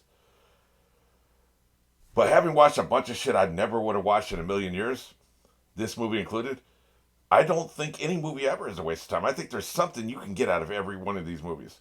And I have. Like Nashville, one of the other Eric movies. He said that another reactor refused to watch it. They watched like 10, 20 minutes or something and just stopped because it was a waste of time. And yes, it's not a conventional movie, but you can get something out of that movie. You can get something out of this movie. You can get something out of Eraserhead. You can get something out of. You can probably get something out of Man of Steel. I'll never watch it unless somebody pays me to watch it. But my job has taught me that there is something in every movie that you can take away from that can make you think. This movie has made me think. This movie has made me appreciate David Bowie in a way I never would have, ever in a million years. Because I said I don't like. I still have contempt for him, but I feel like I understand him a lot better. At least if I walk out of this movie at the end of this movie and I still feel contemptuous of him, it'll be well-informed contemptuousness, right? And I don't think I will feel contempt for him because I have a contempt. I think he's full of shit, but like I think it's also understandable he's full of shit. He's a very tortured person, has a shitty childhood. You get it, right? And if you get it, if you get where a person's coming from, I don't think you can feel contempt for him. I don't like that he's full of shit, but I get it now. I'm not dismissive of him. So it is interesting because it has changed the way I look at things. I used to be an elitist snob when it came to movies. Like there was a certain type of movie I wanted to watch, and that was it. It was a pretty large umbrella, but one of the reasons I haven't seen a lot of these movies, people are like, damn, you ain't seen that movie? Was my snobbishness. And that's really come around. I've stopped thinking in that way. I don't think I've seen a movie in the past 3 years I felt like it was a waste of time. And I wouldn't have believed that like 5 years ago.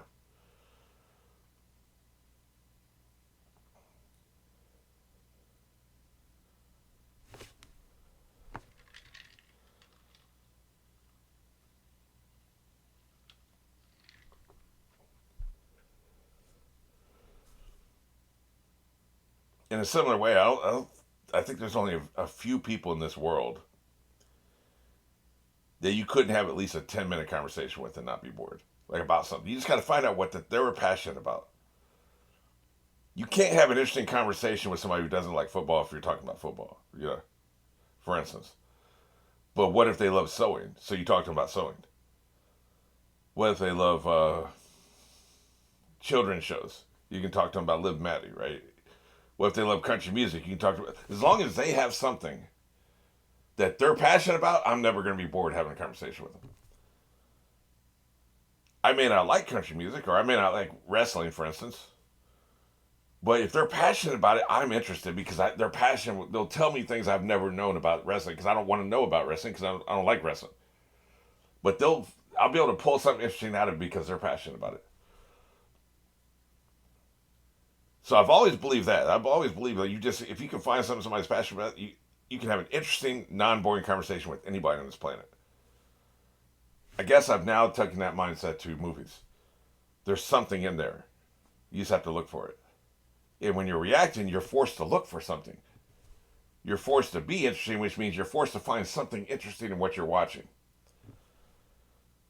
And so in the process of trying to be interesting to people watching my reactions, I have discovered a way to find something interesting in anything I watch. It doesn't matter what it is. So it's changed the way I look at movies and it's changed the way I appreciate them. I will say this, man. He seems to have a very positive attitude about life because I've never liked people like, woe is me, life sucks, and so I'm just going to be miserable all the time. I do believe life sucks. That doesn't mean you got to be miserable about it. You don't have to be miserable about it. I ain't even drank yet. Why am I stumbling my words? Really thought I was going to be bored. I just can't get over that, man. I thought I was going to be down in these motherfuckers, man. I haven't been bored 1 second.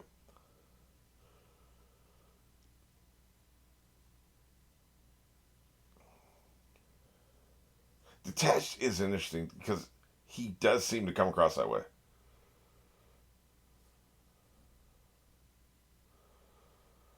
He seems like somebody who likes people and can get along with anybody. Very respectful. Now we talked about the norms, right? I do think he's respectful of other cultures' norms. I don't think he would go and disrespect like their god or whatever, you know? Or if you're required to take your shoes off at the door in a Japanese household, I don't think he would keep his shoes on. So he had limits. He just didn't respect British and American social norms. Now that I think about it, because it seems like he's respectful of other cultures. Because, yeah, if you're an American, you're allowed to disrespect American norms. You're an American. I don't think you're allowed to go over to China and disrespect Chinese norms. It's you're just being a rude asshole at that point.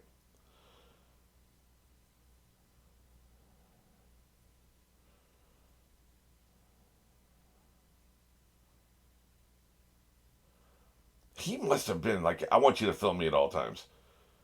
Because we're seeing footage from his 20s, his 30s, his 40s, his 50s. Footage like he's on a plane, he's in a car. This, we know why they're filming this. It's an interview or a speech or something. Why are they filming him on a plane? Why are they filming him in a car? He must have been like, man, film me at all times. One of these days we'll do something with all this footage. And I guess after he died, his family's like, well, we got thousands of hours of footage. Let's put it together. Let's do something with this.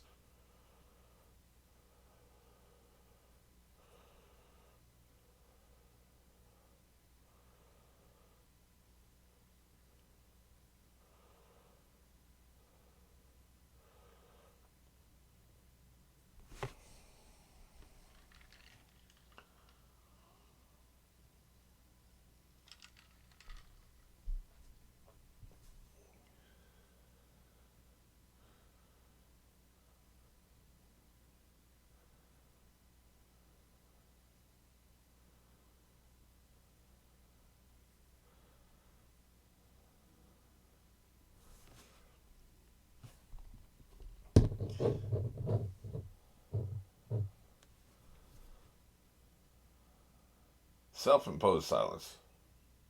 This is another one. Modern Love. Yeah, I like this song too.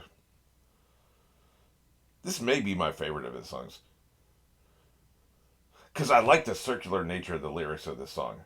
He starts here, he goes all the way around the clock, and he ends up back where he started. That's why that Modern Love is my favorite song. It's the most lyrically interesting of all the songs he's ever done. And then, of course, the beat is really good. That's right, Get Us Paid.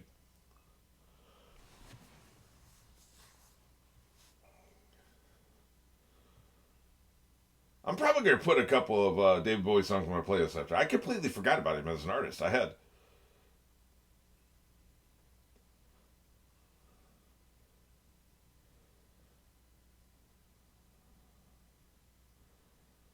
I think I'll do that now. I don't typically fuck with my phone, but he's just on stage singing and shaking his ass. But I love, by the way, this is the day of the eclipse. It's April 8th. Google today has a little eclipse symbol. I love what they do with that shit. This is another song I like. Like I said, I think there's like 12 of his songs approximately I like.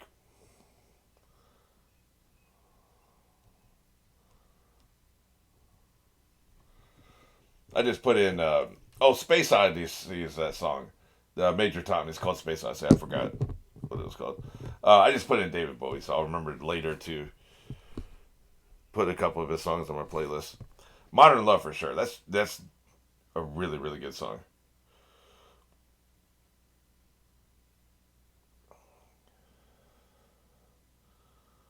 That dude's bringing two beers. That's right. Get smashed. See, look how conservative he looks here. I think it's because the dressing and drag is just normal now. This is less normal now. It's like whatever we're doing, I'm going to do something else. Maybe not the opposite, but something else. Because how many other people will do a concert, a rock concert, with a suit and tie? Not many, right? If any. Tell you what, some bitch can dance too, man.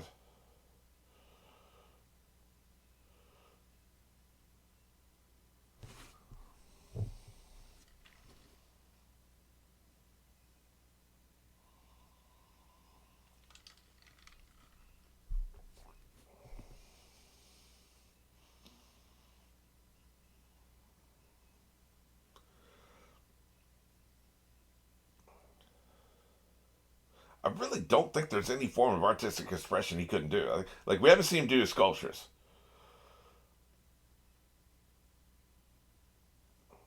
Pretty fucking impressive, I gotta say. Trying to think all the forms of artistic expression are. Well, I guess there's like sewing is a form of artistic expression, but the big ones are singing, writing, dancing, painting. I suppose, or some kind of like a painting or drawing. Painting and drawing are kind of two, but the big ones are singing, writing, dancing, and painting. Right? He had that shit wired.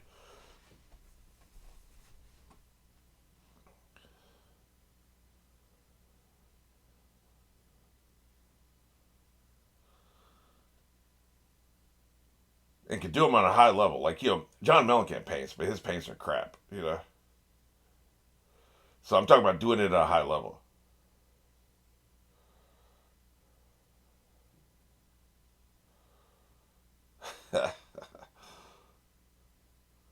I never went anywhere.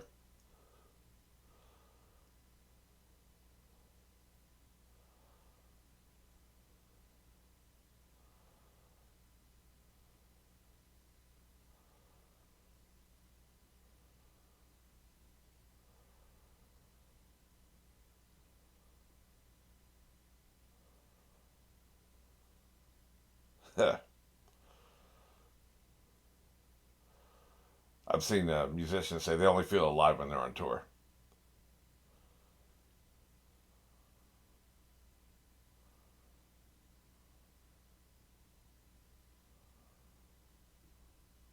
Man, these crowds are fucking huge. I never said he wasn't popular. He was one popular son of a bitch, man.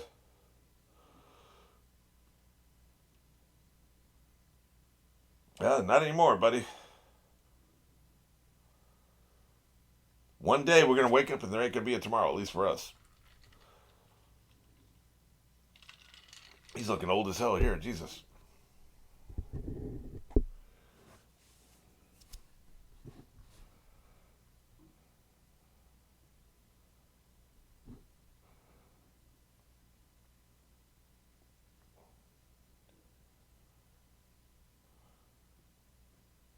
He's somebody who definitely like to feel uncomfortable.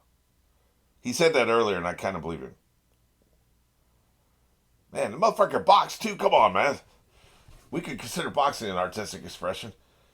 What could you not do? Maybe he couldn't rap. Maybe his rapping was garbage. But that's still singing. So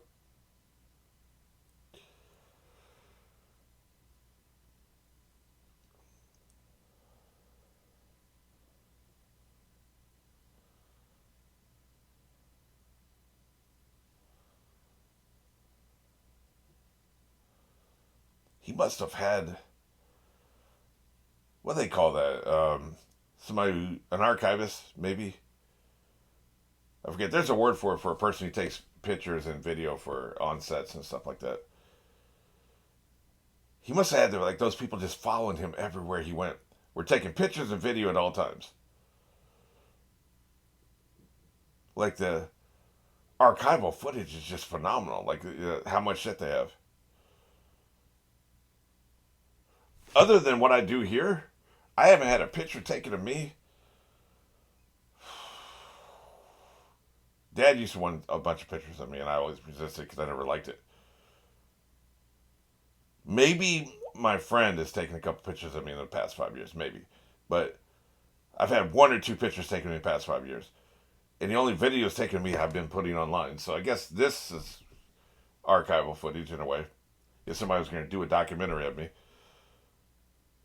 But, we're not celebrities, right? But I'm just saying, there have to be celebrities that don't get photographed and filmed this much.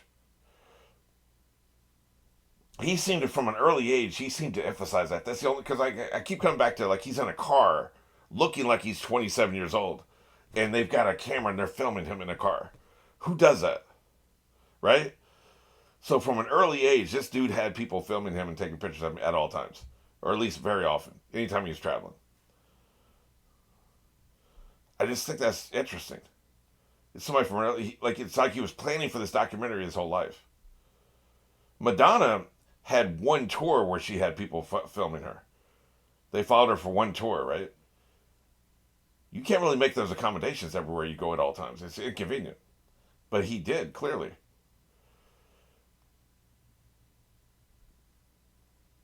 Like I said, he is an entertainer.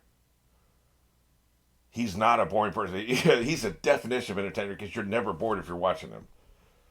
And I don't even like him and I'm not bored. So this is a true through and through entertainer for damn sure. That's one thing you can say about him.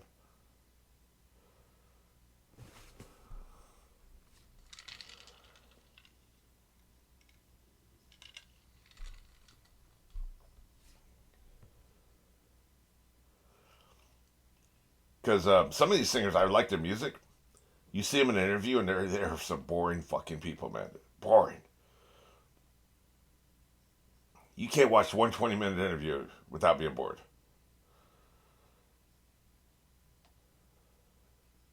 That would never happen with him.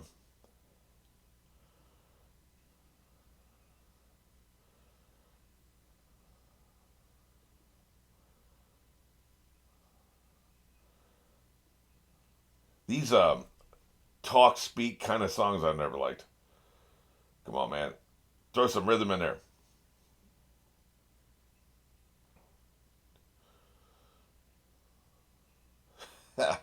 What are you talking about, man? See this, see all the lights and shit. He's got a motherfucker up here with a lightsaber or whatever. That's what I expected all David Bowie tours would be. Yeah, I believe that. I believe that. He shit on the Beatles, but I don't think it's because they made a lot of money. I think it's because they were more popular than him. Yeah, I don't think he's ever well. I hope that motherfucker goes broke.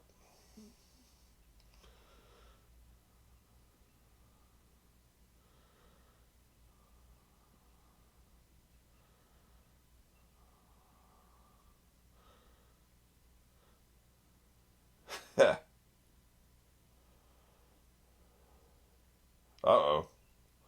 But yeah, like later he did that tour where there was no light show, no people up there with lightsabers, no flamboyant costumes.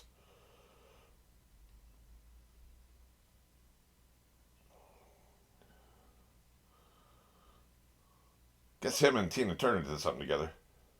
Look at that.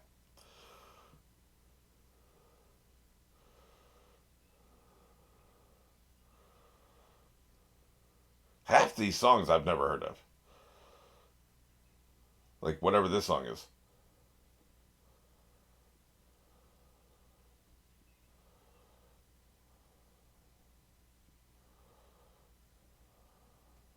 The hell are you doing? This motherfucker's out of his mind.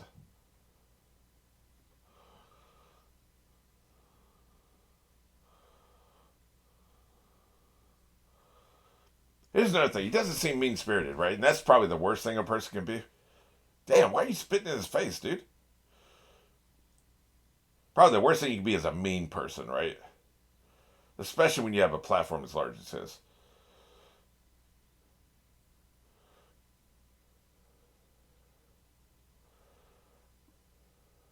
Like Eminem, for instance. Seems like an asshole. Maybe he's a good father, maybe he's a good husband, whatever. But he seems like a fucking asshole, right? Just on the surface level. David Bowie doesn't seem that way.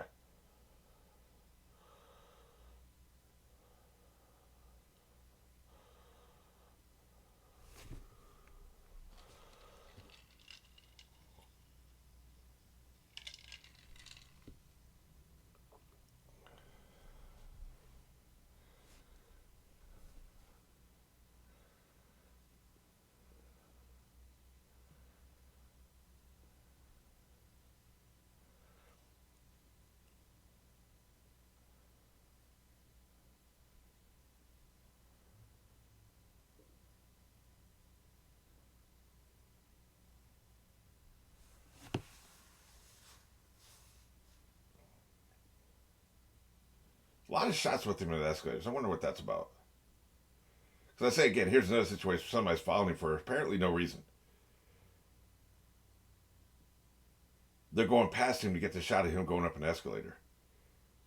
It's all intentional, but what for? What intention? What is the purpose of this footage that they captured here? He had a plan for this. He was probably going to do this film at some point in his life. Never got a chance to do it before he died.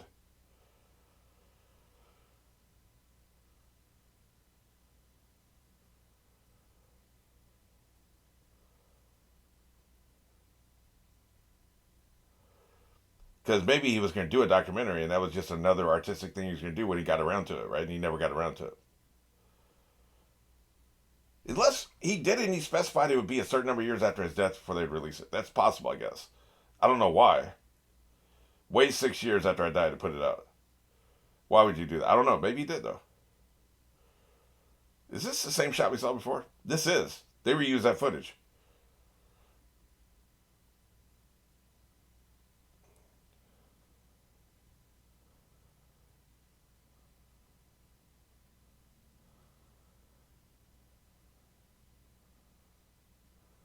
Interesting.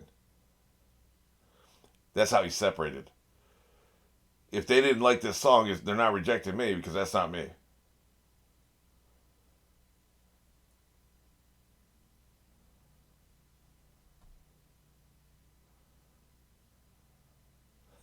You got to examine yourself, man. Why am I doing this?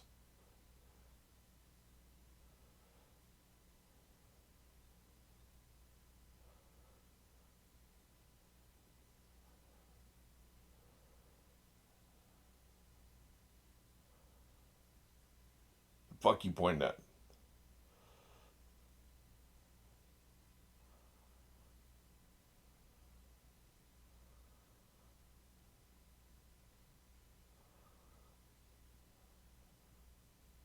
Maybe, maybe all the footage was for potential future music videos. Be like, okay, I got this song, and I feel like we're rising and falling. Maybe remember this footage we got of me on an escalator 3 years ago. Let's use some of that. Maybe that's what it was. Film me at all times. Maybe at some point we'll put some of this shit into a music video. Maybe that's what his plan was. I don't know.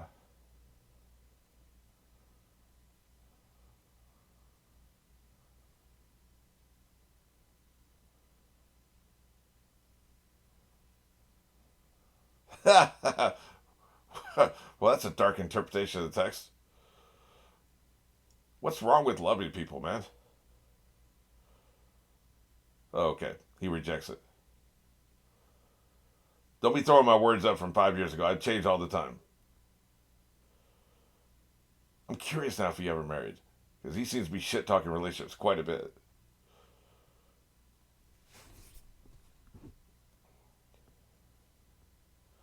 Yeah, I think I'd go ahead and take a break here. And then I'm going to look that up. And when I come back, I'll be armed with that information. Wait a minute, now. Maybe he's talking here about being in a relationship. Man, that raging hypocrite was married twice. So bitch. He got married in 1970. Talking about, yeah, I guess he never said he was anti-marriage. He said he was anti-love, right? What a complicated person. What for married twice? Apparently, he may have been somewhat of an asshole though, because it said his first wife they got divorced in 1980, and then there was a gag order that lasted for a certain amount of time. And after the gag order was over, she wrote a book. And from what it was saying, it sounds like it was a turbulent marriage. I don't know if he beat her or anything, but it sounds like he might have been an asshole to her. So who knows? I still don't think he's a mean person though. But yeah, he has two children and shit. You watch this, and there's been nothing about that in this movie. Nothing about marriages or kids. Nothing about his kids. We ain't seen one fucking shot of him and his kids. Maybe he wanted privacy with his kids. I can understand that. But I assume his kids must have signed off on this documentary, and maybe they didn't want to be in it. I don't know. But that's part of your life, man. Kids, that's a fucking part of your wives and shit. Like, that's part of your life. And watching this, I would have never known. I didn't think he was ever married or had kids. So this is an incomplete picture.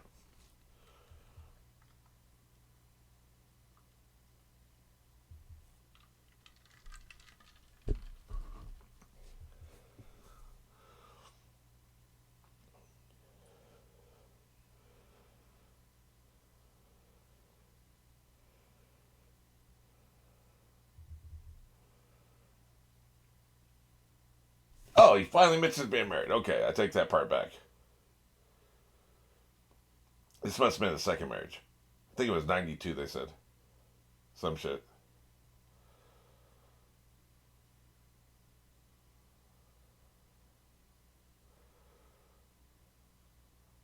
Figures. As soon as I complain about that, they show it. They say he died of liver cancer. He knew about it for 18 months before he died, but it never got public, apparently.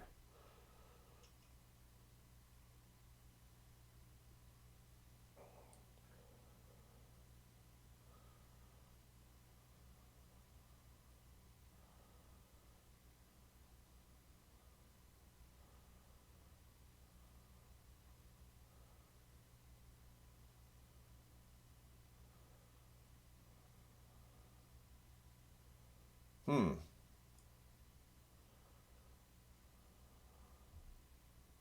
Oh, I see. Okay.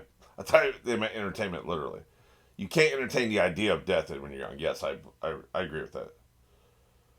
When you get older, you accept it. You know it's coming.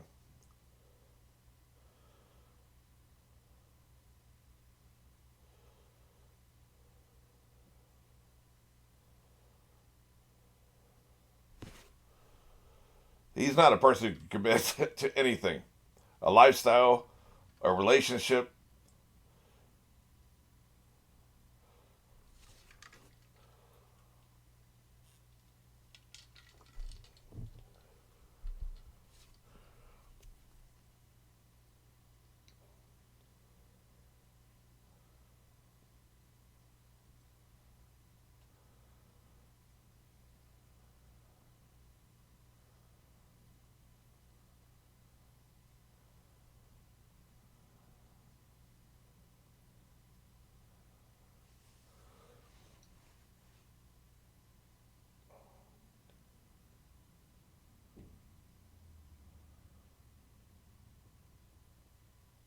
He does seem like somebody who's interested in space travel and astronomy. Clearly, he was interested in astrology. But I think he was probably interested in astronomy too. That's the impression I get.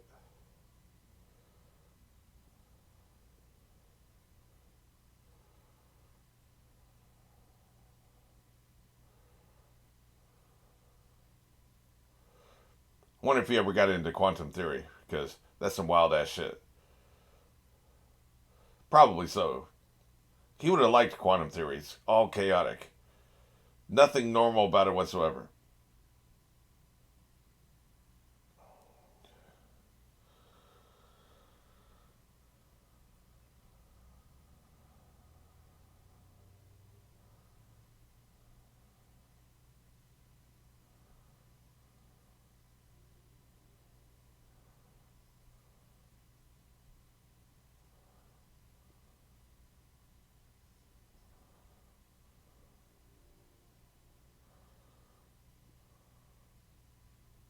Another one I heard.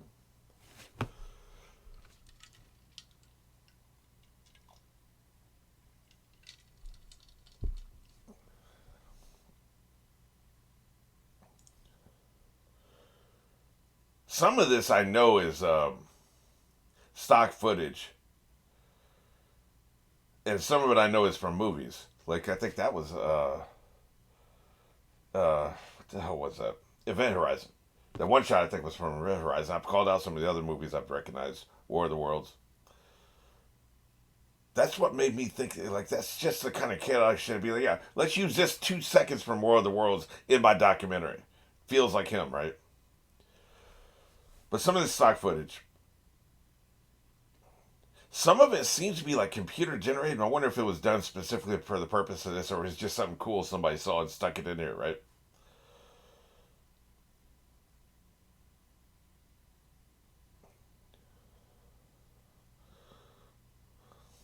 Whoever did this, they knew him well, I think, because will never be another documentary like this.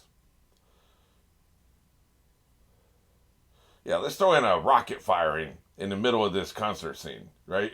I really do think that's Event Horizon because there's a scene of Event Horizon where this guy, this body is like rotating, you know. in Zero Gravity, right? I think he did a couple sci-fi movies, so maybe it's one of his movies. I don't know.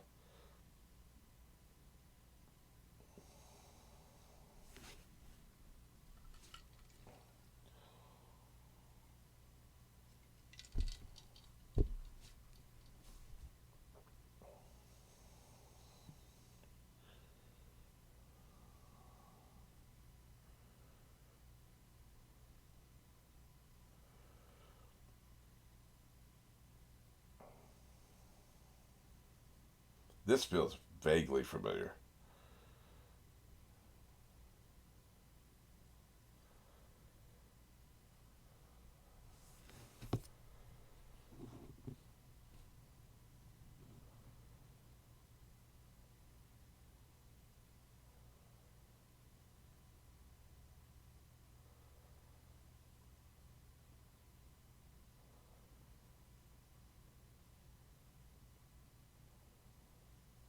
Hmm. Does he have a French person interviewing him?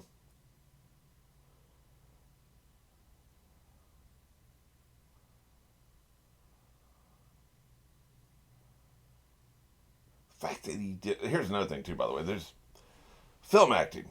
Okay, that's one thing. Voiceover acting, that's something else. I don't know if he ever did that. It wouldn't surprise me if he did.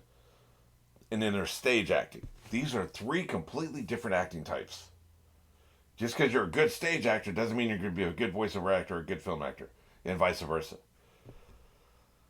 The fact that he did several stage plays, including Broadway, like I don't care how big a name you are, if you suck at it, you're not going to keep getting roles. So I assume he was good at stage acting.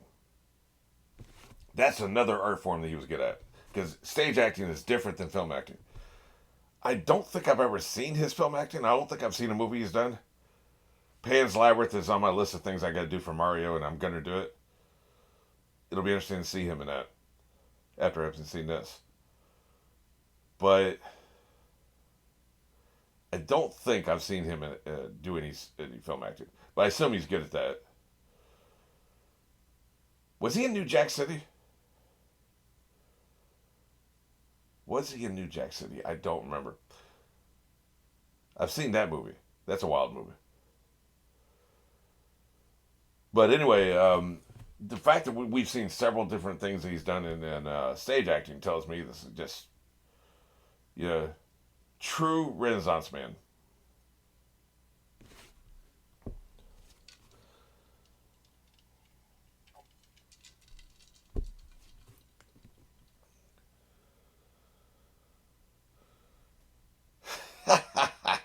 He's one wild boy.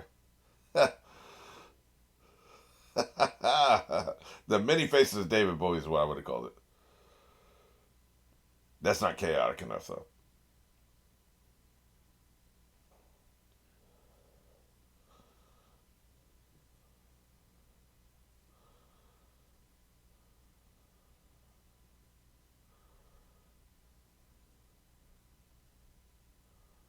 Holy shit, what the fuck?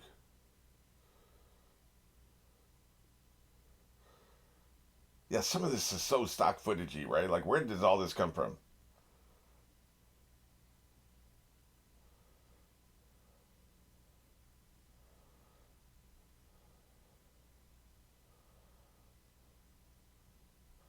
See, you can be too chaotic. It's hard to concentrate on what he's saying. If they just had his face saying these things, I could focus on what he's saying, but they're showing all the random crap on the screen. It's hard to pay attention to what he's saying, so it takes away from the experience. But he's the kind of person that can't. He would feel that's boring if it's just a person's face.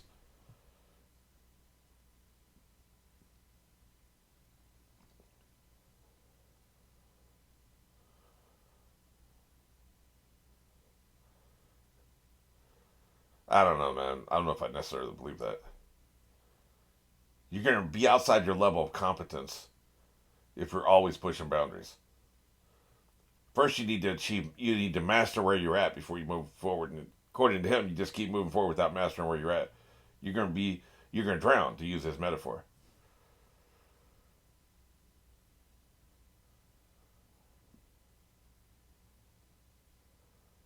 Well, that's the truth. I like to live in a moment. Dad taught me to live in a moment. He lived in a moment. That's why, like, I hate that he died, of course, but it's not a tragedy he died because he lived every day to the fullest.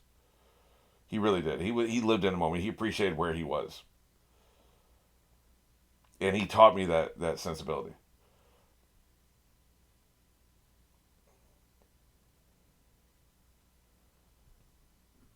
He would tell me it's like somebody who's 17 wishes they could be 18 so they can live on their own.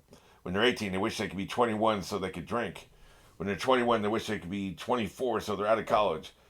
When they're 24, they wish they could be 30 so they could be married and have children. And when they're 30, they wish they could be 50 so people will respect them. And when they're 50, they wish they could be 62 so they can retire.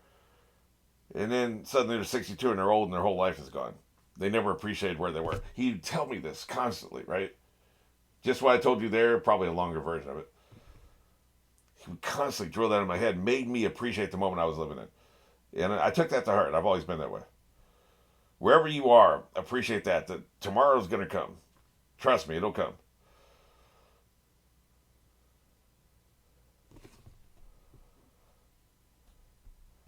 Well, we've got about 3 minutes left on this video, and then it looked like there's about 7 minutes left in the whole movie that I'm going to stream from here.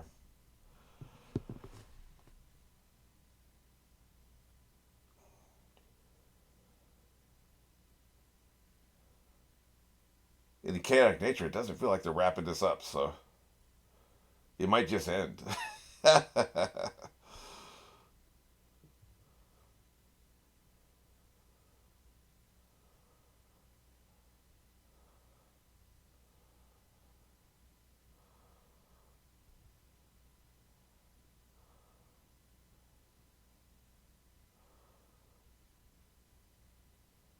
It is. He definitely had a fantastic life. I'll never read his wife's tell-all book, but it would be interesting. Maybe there was a darker side of him. I think both marriages were open, though. That's one thing I saw. His first marriage was an open marriage.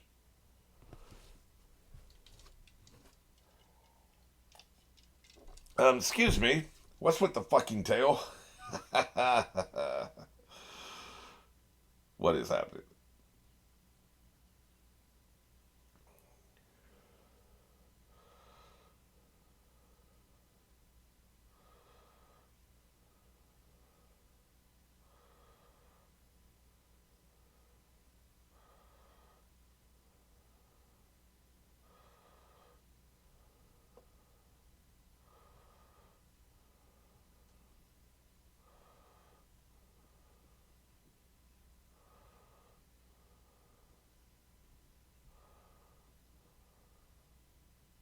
Never heard this song either.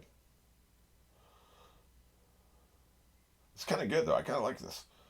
This is the first song that I'd never heard of that I actually kind of like. It's probably one of his newer songs.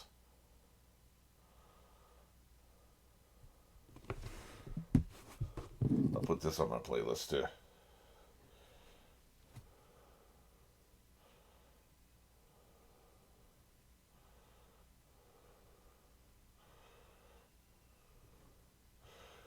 Hmm. I don't know. I'll figure it out later. It's not really coming up.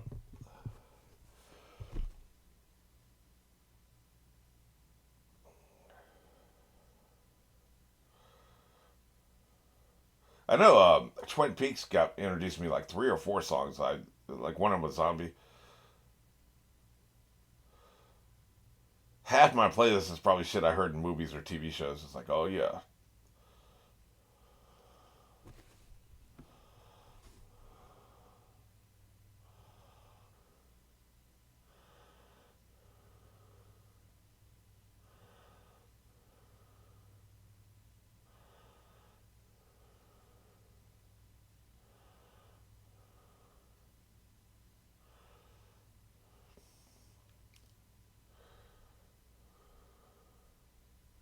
Yeah, he looks old as fuck. This one of the most recent pictures of him, I assume.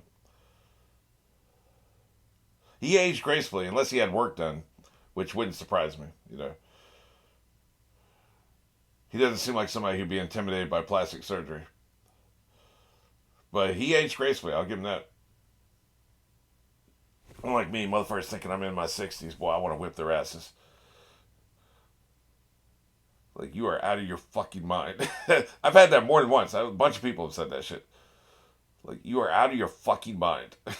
You're tripping. But yeah, it's because, I've aged poorly.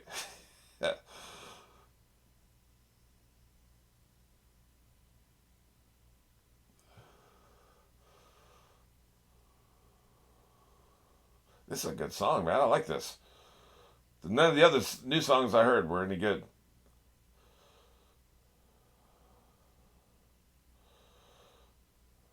Maybe this is another one of these where he covered somebody else. Still can't believe it. This motherfucker covers a Beatles song after he took a big steaming shit on them in the interview. How you gonna cover the song if you have no respect for him?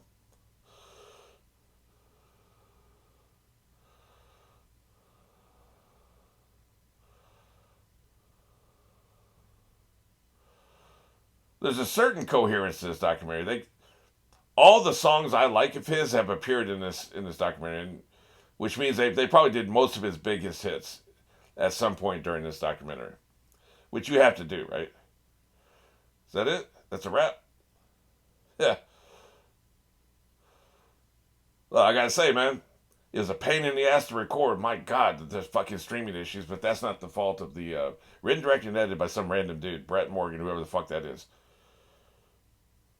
Be interesting to look into the story of this. It doesn't look like any of his family members, as far as I know. I think one of his kids' name is Dustin. I don't know the other kid.